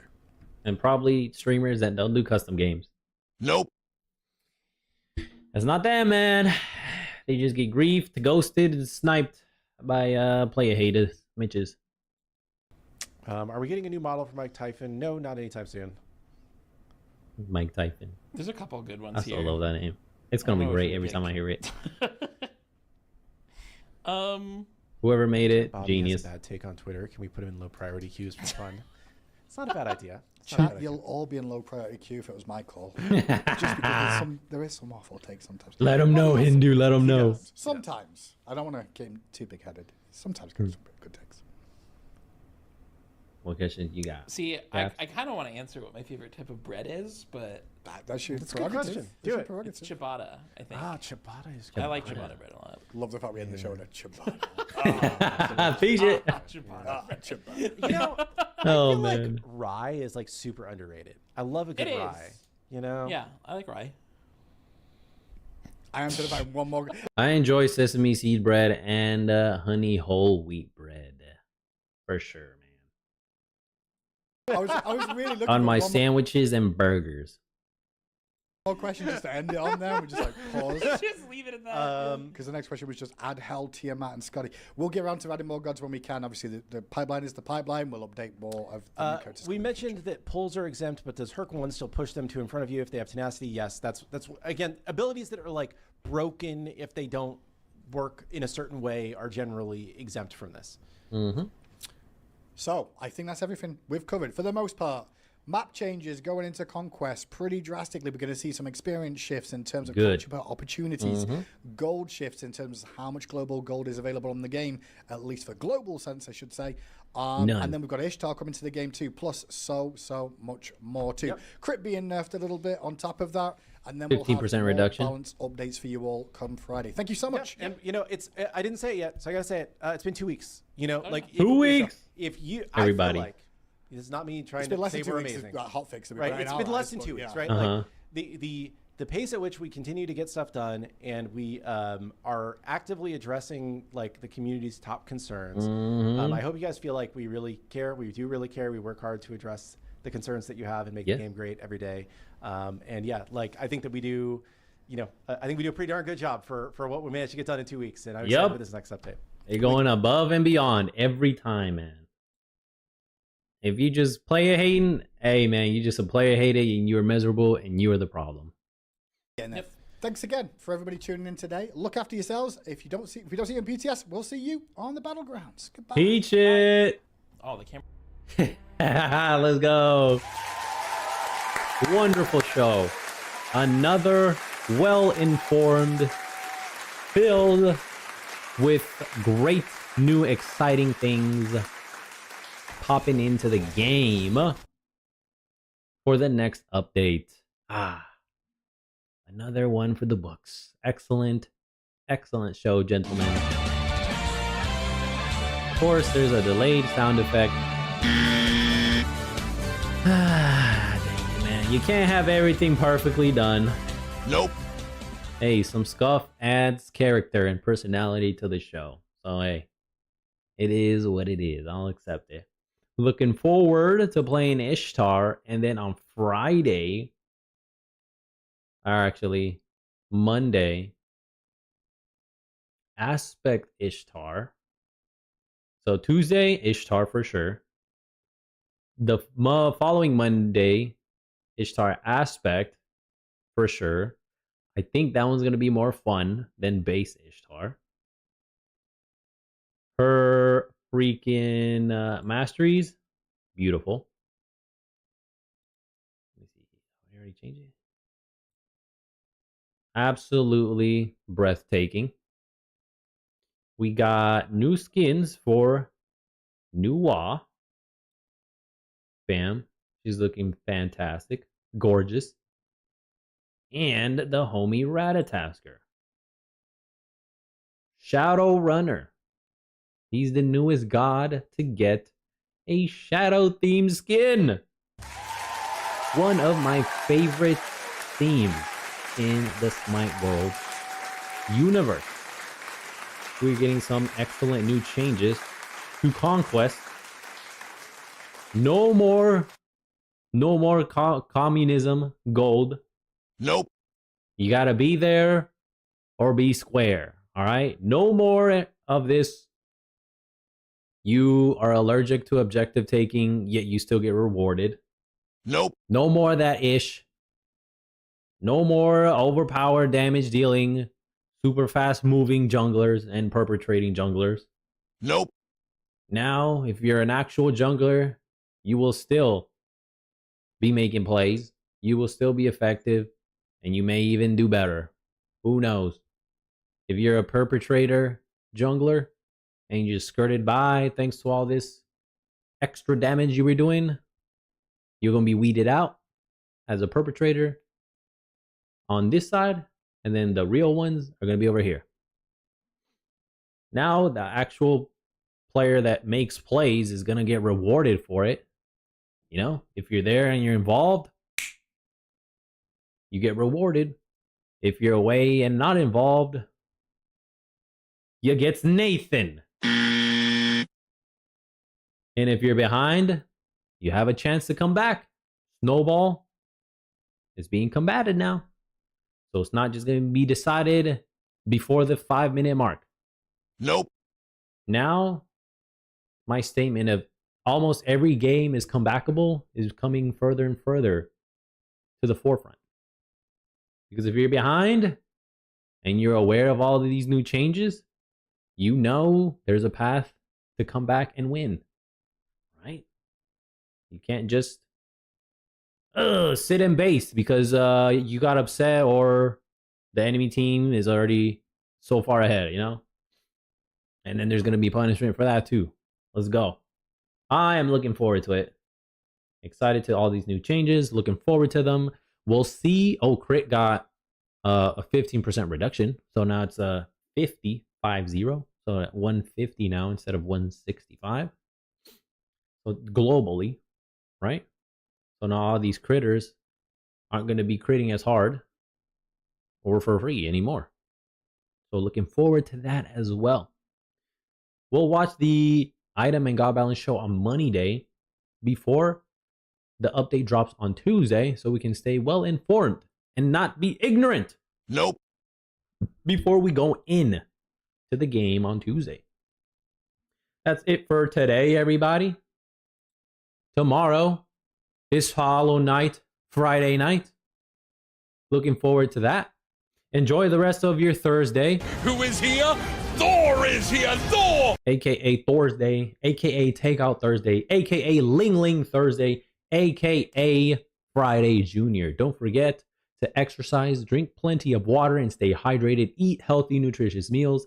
Get plenty of rest and sleep. Don't discard your cardio. Nope. Honor your rest days. And we'll be back tomorrow with another fantastic live stream. Peace out, everybody. Shout out to the live gang, replay gang watching this in the future, and of course, the Lurk Squad. Thank you to all the chatters, follows, subs, new and returning. I am grateful for your support. Thank you very much. It was a privilege and an honor, a pleasure serving you all today. See y'all tomorrow. Peace. Take care. Peace.